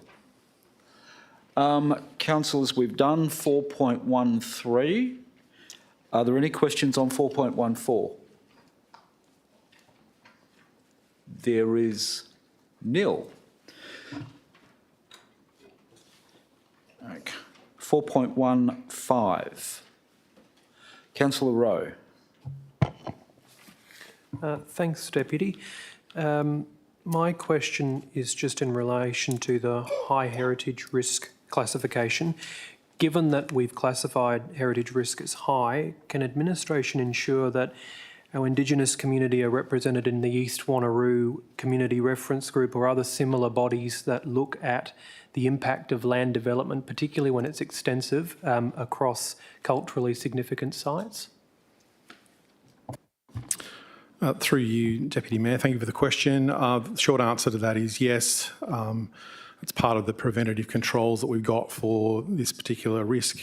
Yeah, there's no problem with that. And I guess the proposal is also to take the risk from high to moderate as well. So. And the second part of the question, given that we're in the context of going through our 4th Reconciliation Action Plan, does our RAP formally recognise heritage risks and our mitigation or management strategies that we employ around those risks? Through you, Deputy Mayor, thank you for the question. It's probably the other way around. The RAP actually is a preventative control for the risk rather than the RAP needing to have the risk outline in detail. So there's a number of preventative controls and a number of mitigation controls for this particular risk, and that's why the proposal is to take the risk from high to moderate.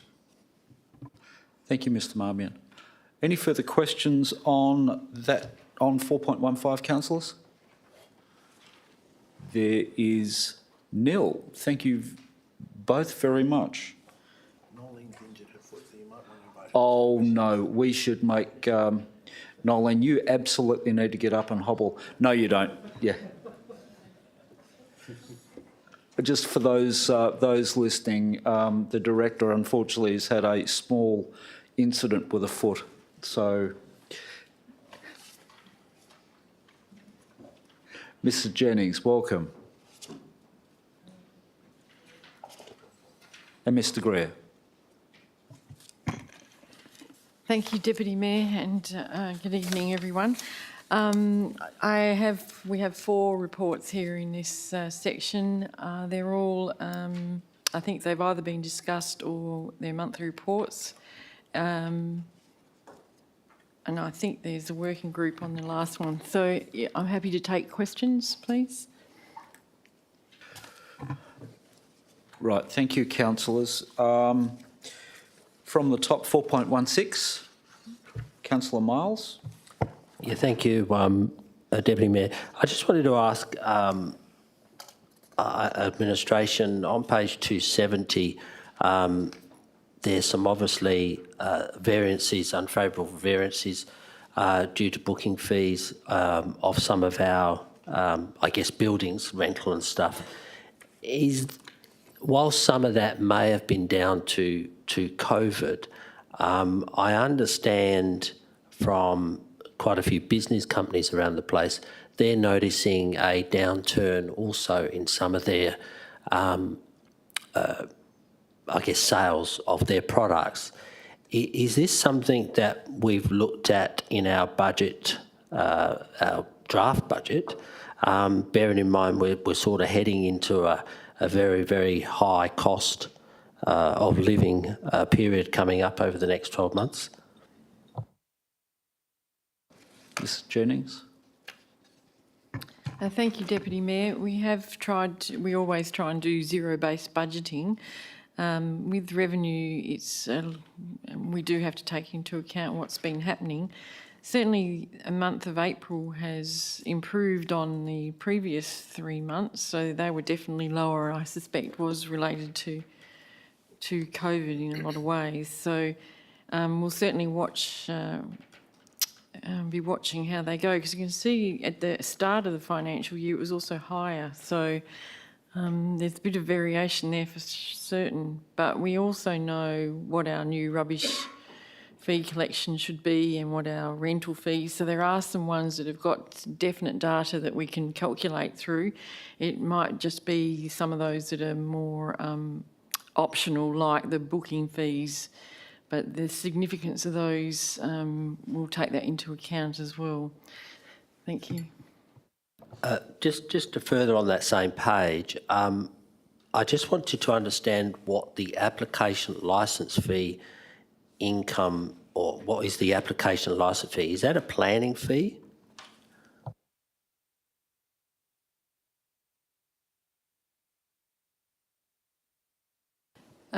Deputy Mayor, I'll have to take that one on notice, just double check. I don't want to say it's the applications when it might be a different application fee. So, Thank you, Mrs Jennings.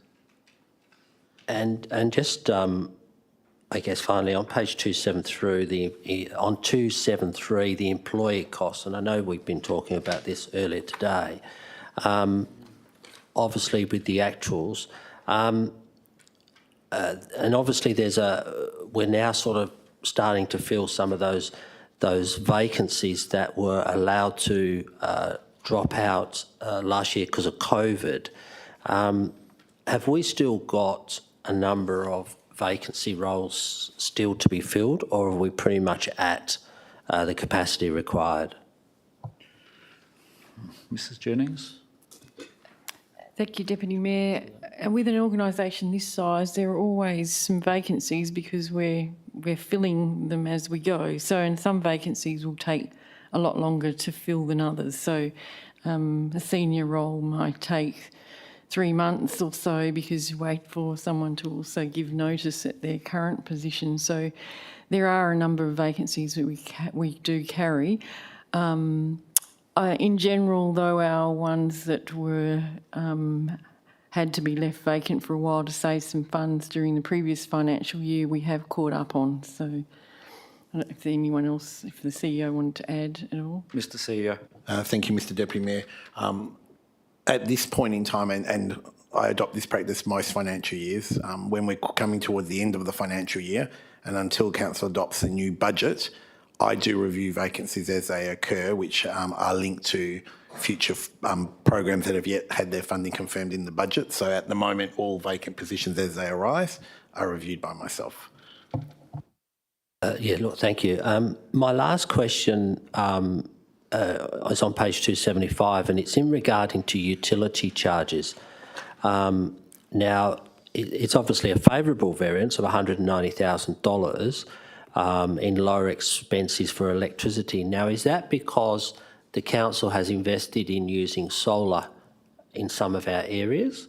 Because we know that last year the state government ramped up electricity charges for our street lighting and stuff like that. So I'm just trying to wonder why we actually had a good variance. Was that through some work that we'd done, or does that correlate to the fact that we haven't been renting out some of our areas, which was I highlighted earlier? Heminder. Through you, Deputy Mayor, it is more to do with the billing cycle as well. As we receive the bills and they get paid, not necessarily the way the budget is done, that's done based on the what assets are coming to us, especially street lighting every month. A lot of other assets are quite static, but it could be the billing cycle that's causing the variance. And I'm sure we're all waiting with bated breath to see what sort of an increase we get from the streetlight tariff. I would get to some extent that that could be part of it, but if you actually look at the chart on that page, the actuals have been sort of trending down a little bit, and the budgeted item is obviously quite high, the bar chart that we have there. So that's why I asked the question, because it doesn't look like it's a billing cycle issue. It looks like we're either not using as much electricity because we're doing something else, and that's what I was trying to understand, because $190,000 saving is quite substantial. I'll just point out that that wasn't a question, that was an observation. But Mr. Singh? Thank you, Deputy Mayor. The second part of, look, we can investigate further if that's required, but the second part could be, we do get street lights handed over to us from the developers, and they go onto Western Power's database quite regularly, and then we do estimate what's likely to come, and that kind of shows in the budget what's coming ahead to us in the next 12 months, month-to-month basis. If that doesn't happen, obviously we're going to pay less to Western Power. Okay, councillors, further questions on 4.16? 4.17 with the usual disclaimer. 4.18. 4.17. Thank you, Deputy Mayor. Yeah, just a very quick question. On page 334, item number 4529, we've got Wanneroo Business Association Incorporated, and you've got webinar delivery, how to win more work in a competitive market. Can you actually confirm that that sum was actually the speaker's hire fee and it wasn't the cost of the webinar? I think we'll take that on notice. Okay, well. I can confirm that would have been the fee to the speaker, yes. Okay. And just again, councillors, if we have anything, and I'll labour this point every time we get to this item, if we can go through this and place those in writing to the director beforehand, we can have our questions answered as accurately as possible on the evening. Thank you. 4.18, which is the Smart Cities Strategy. Councillor Rowe. Thanks, Deputy Mayor. I know that community safety and deterring crime are key focuses of the Smart Cities Strategy, particularly with the increased presence of CCTV technology.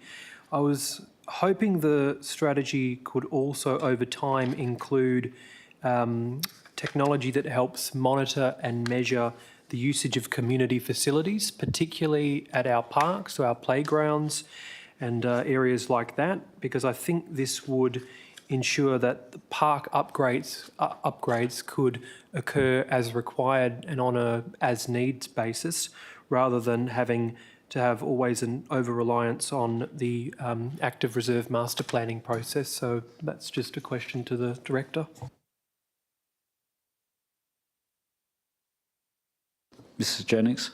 Thank you, through Deputy Mayor. Certainly, collection of data is fundamental to this smart city strategy, so that we're able to really act upon anything that's best for our community and that is aligned to our strategic community plan. And asset utilisation is a very important one too, because it helps us be more efficient. So not only are we upgrading the right assets at the right time, but we're making sure they're being well utilised. So that would come under the community aspect of aligned to the strategic community plan. So definitely one that we'd be interested in, and we would hope developers would be too. And certainly we've done some work with developers on playgrounds already and hopefully more so in the future. Thank you. Councillor Rowe, we should have a chat about who actually came up with the idea about the active reserves master planning process. Thank you. It's a discussion for later. Any further questions on this item, councillors? There is none. 4.19, and again, councillors, if there is any questions on some aspects of this, it is in the confidential attachments. Are there any questions? Councillor Miles, just again with that disclaimer Thank you, about Deputy the Mayor. confidential attachments. The question I have, this is the BMX lease. Yes, but you have an attachment in the confidential I'm not reading section. from the attachment, Deputy Mayor. I'm reading from the briefing session agenda. No, Councillor Miles, again, just so as we're all aware, there is information in the attachments which is confidential. I have Provided no of- attachments in front of me, Deputy Mayor. Well, provided of Councillor Miles, provided it doesn't refer to any of the information in the confidential data that is attached to this item, that's fine to ask the question. My question, obviously, Mr. Greer, you're taking the questions on this. With the lease, with the track lease, and I know that we have somewhat been working on trying to get the 5 and the 5 years.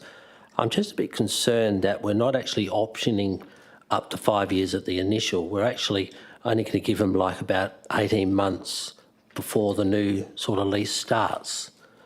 What's the theory of that? Through you, Deputy Mayor. The proposal, when it was put to the club, and the club has indicated its acceptance to it, was that the lease had a period to run until 2024.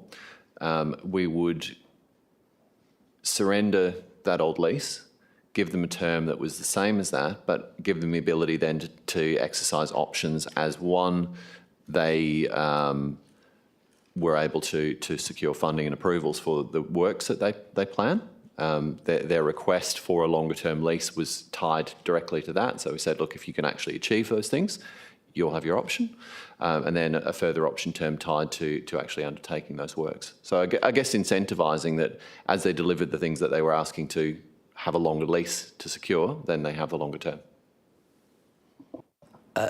So effectively, we're actually giving them, as it states, 2 options, but they don't. But the first option to renew doesn't start until sometime in 24, and then there's another option 5 years later, back in 2034. In 2034, so we've got 5 years, commencing on the 11th of June of 24, and expiring on June of 29. And then another 5 years possibly, which takes them up to 2034.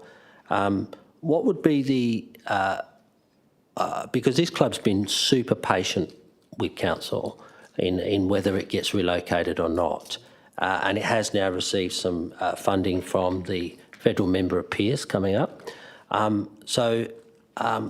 What do they need to achieve then to I guess, roll this lease straight over? I know there were some issues with the sewerage, and administration's going to try and sort that out because the site does need deep sewerage. I also know the other big issue that they have is whether there's enough power going to that site. So is administration going to finalise that before 2024? Through you, Deputy Mayor.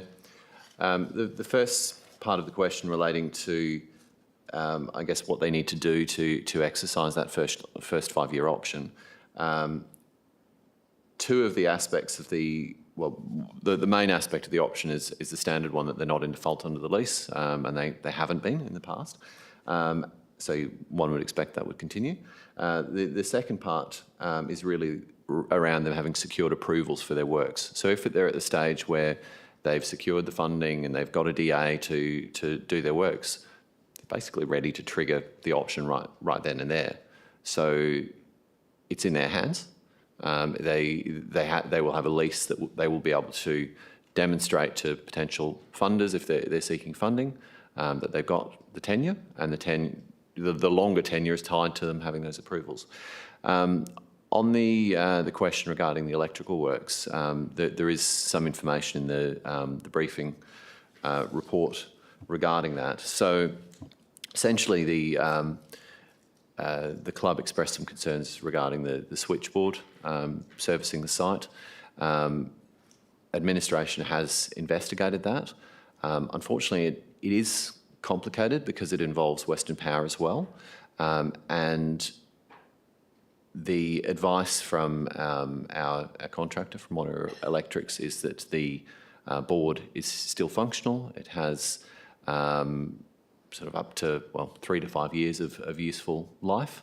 There is potential of issues in the meantime, as with any bit of infrastructure, but what they've recommended is we firstly liaise with Western Power to confirm that an upgrade can occur and that there's no need to increase the power supply into the site, which is a potential, and there'd be costs arising from that. And then secondly, to, proceed with those works. So we are working on that.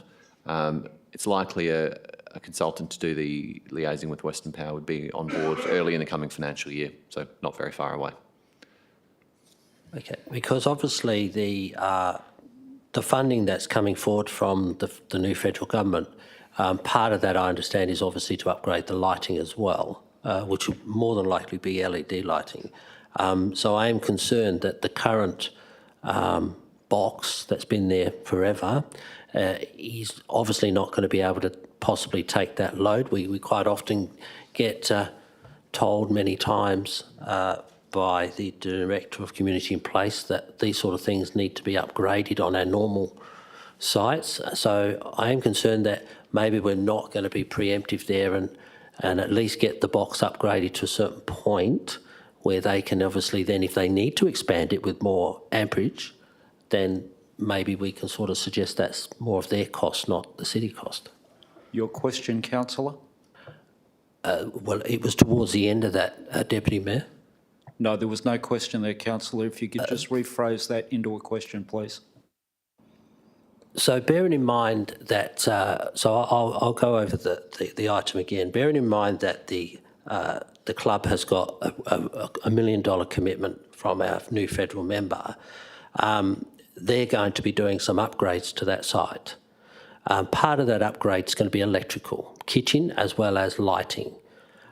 Does the current box take the amperage required to be able to do those upgrades, or are we going to make the club pay for those upgrades themselves? Through you, Deputy Mayor, we would have to understand that through, one, the club confirming what it now proposes to do. A lot of the discussions with the club around its scope of works were, more than, say, 6 to 8 weeks ago, and predated some of the funding they've received. But secondly, that would go hand in hand with the investigations with Western Power. So understanding, is it simply replacing a box with a box that has high capacity but using the existing level of power that's available for the site, or does the whole lot have to be upgraded? And I would expect, without preempting it too much, the scale of those costs is going to determine whether, one, it's something that a club can contribute to, and two, is it similar to what the city would have already scheduled, or is it much more? What we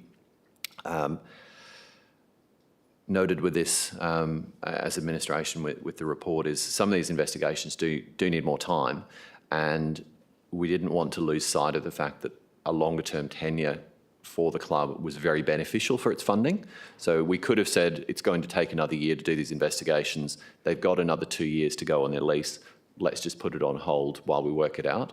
That would be detrimental to the club, and so we felt it was appropriate to still present this longer term lease, even with the investigations ongoing in the background. And I guess just to say, with the funding possibly coming through, is that funding going direct to the club, or do you know if it's coming via the city? Through you, Deputy Mayor, I need to take that on notice. I don't have that information at hand. Councillor Civic. Thank you, Deputy Mayor. Considering this is a strategic site for the city, I'll say that I'm comfortable with the BMX remaining there, but the fact is that they will be there till 2034 if this is approved. How serious will BMX be looking at relocating, because this will then now give them a cushion to remain on the site? And the other question with regards to the amount of funding that's coming from the federal government, which will, I guess, be spent, as I understood, on the track. Would that money be better spent on a new premises? Because as we get to the end of this extended lease, if it is approved, how serious will we be looking at, or they will be looking at getting another site? And there again, they will be looking for more funding to actually develop that site at the time. Thank you. Mr. Greer. Through you, Deputy Mayor. As noted in the report, the investigations on an alternative site are still ongoing, and a council working group is in place assisting with that. I'd expect that would continue, and then it would be a matter of, if a suitable alternative site was identified, working with the club to confirm that is suitable and look at the options. What I guess we are at this point in time, we're not at a point where we're ready to have a final relocation.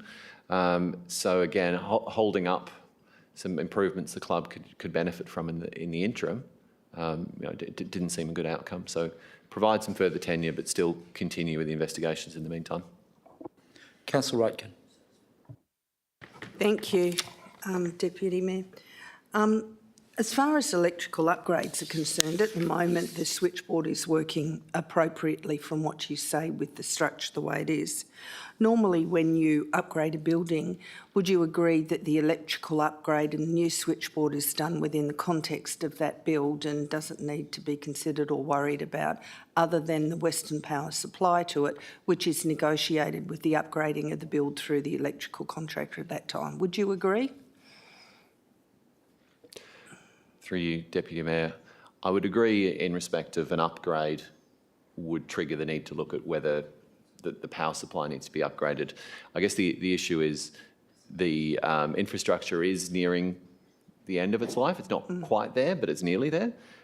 So it's a case of, if it takes the club a bit longer to get all of the funding it needs and to, say, for instance, be ready to put the lighting in, it would just be prudent for us to look at that in parallel.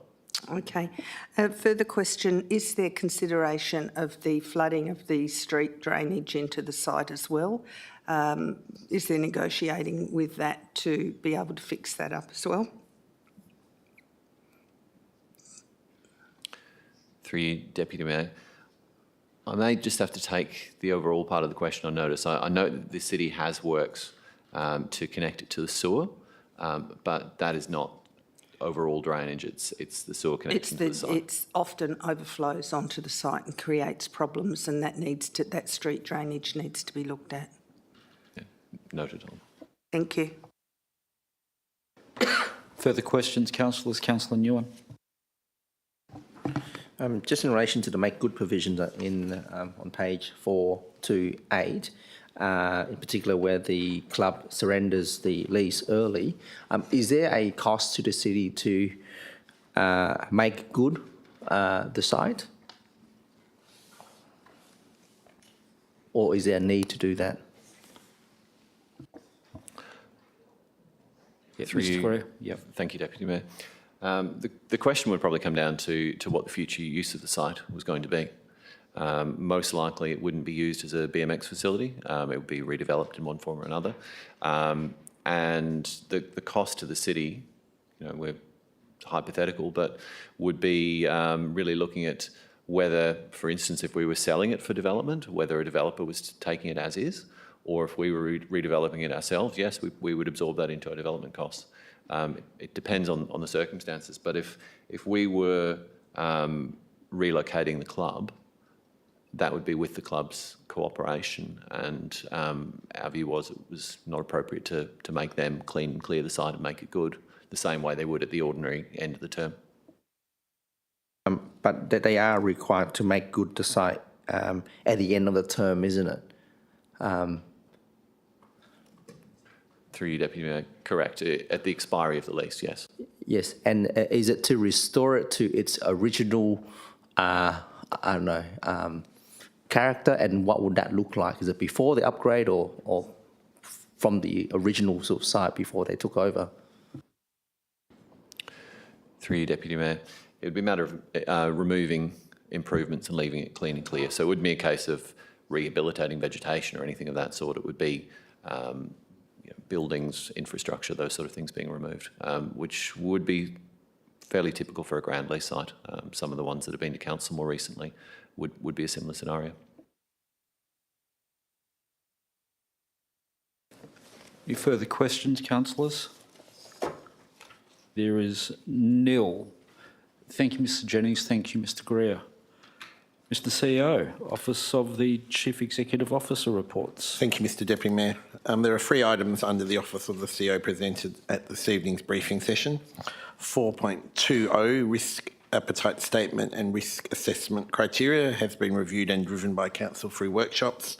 4.21, Strategic Risk Register Update, is a recommendation flowing through from Audit and Risk.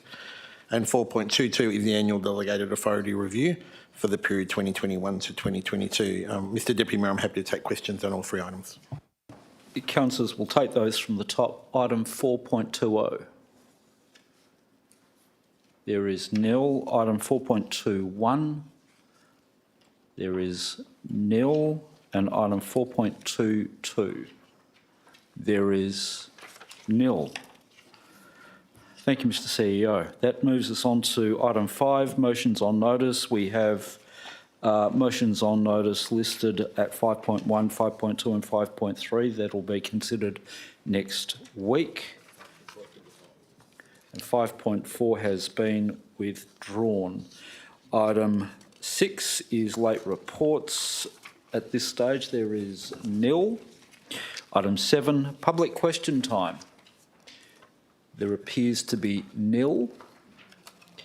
And there was a question submitted by the that has been responded to in writing.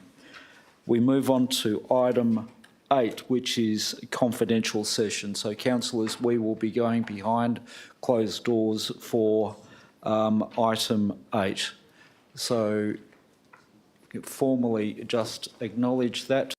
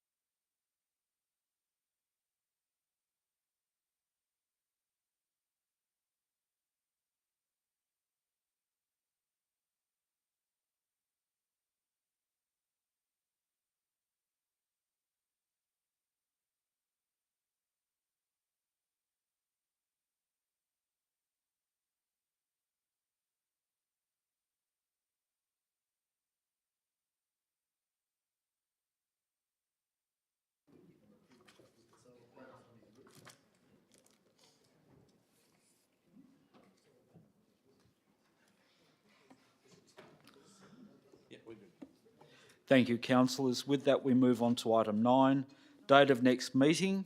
The ordinary council meeting will be held on Tuesday, the 14th of June, 2022 at 6 p.m. in the council chambers at Wanneroo. Item 11 is closure. The meeting is declared closed at 8:15 p.m. Thank you all.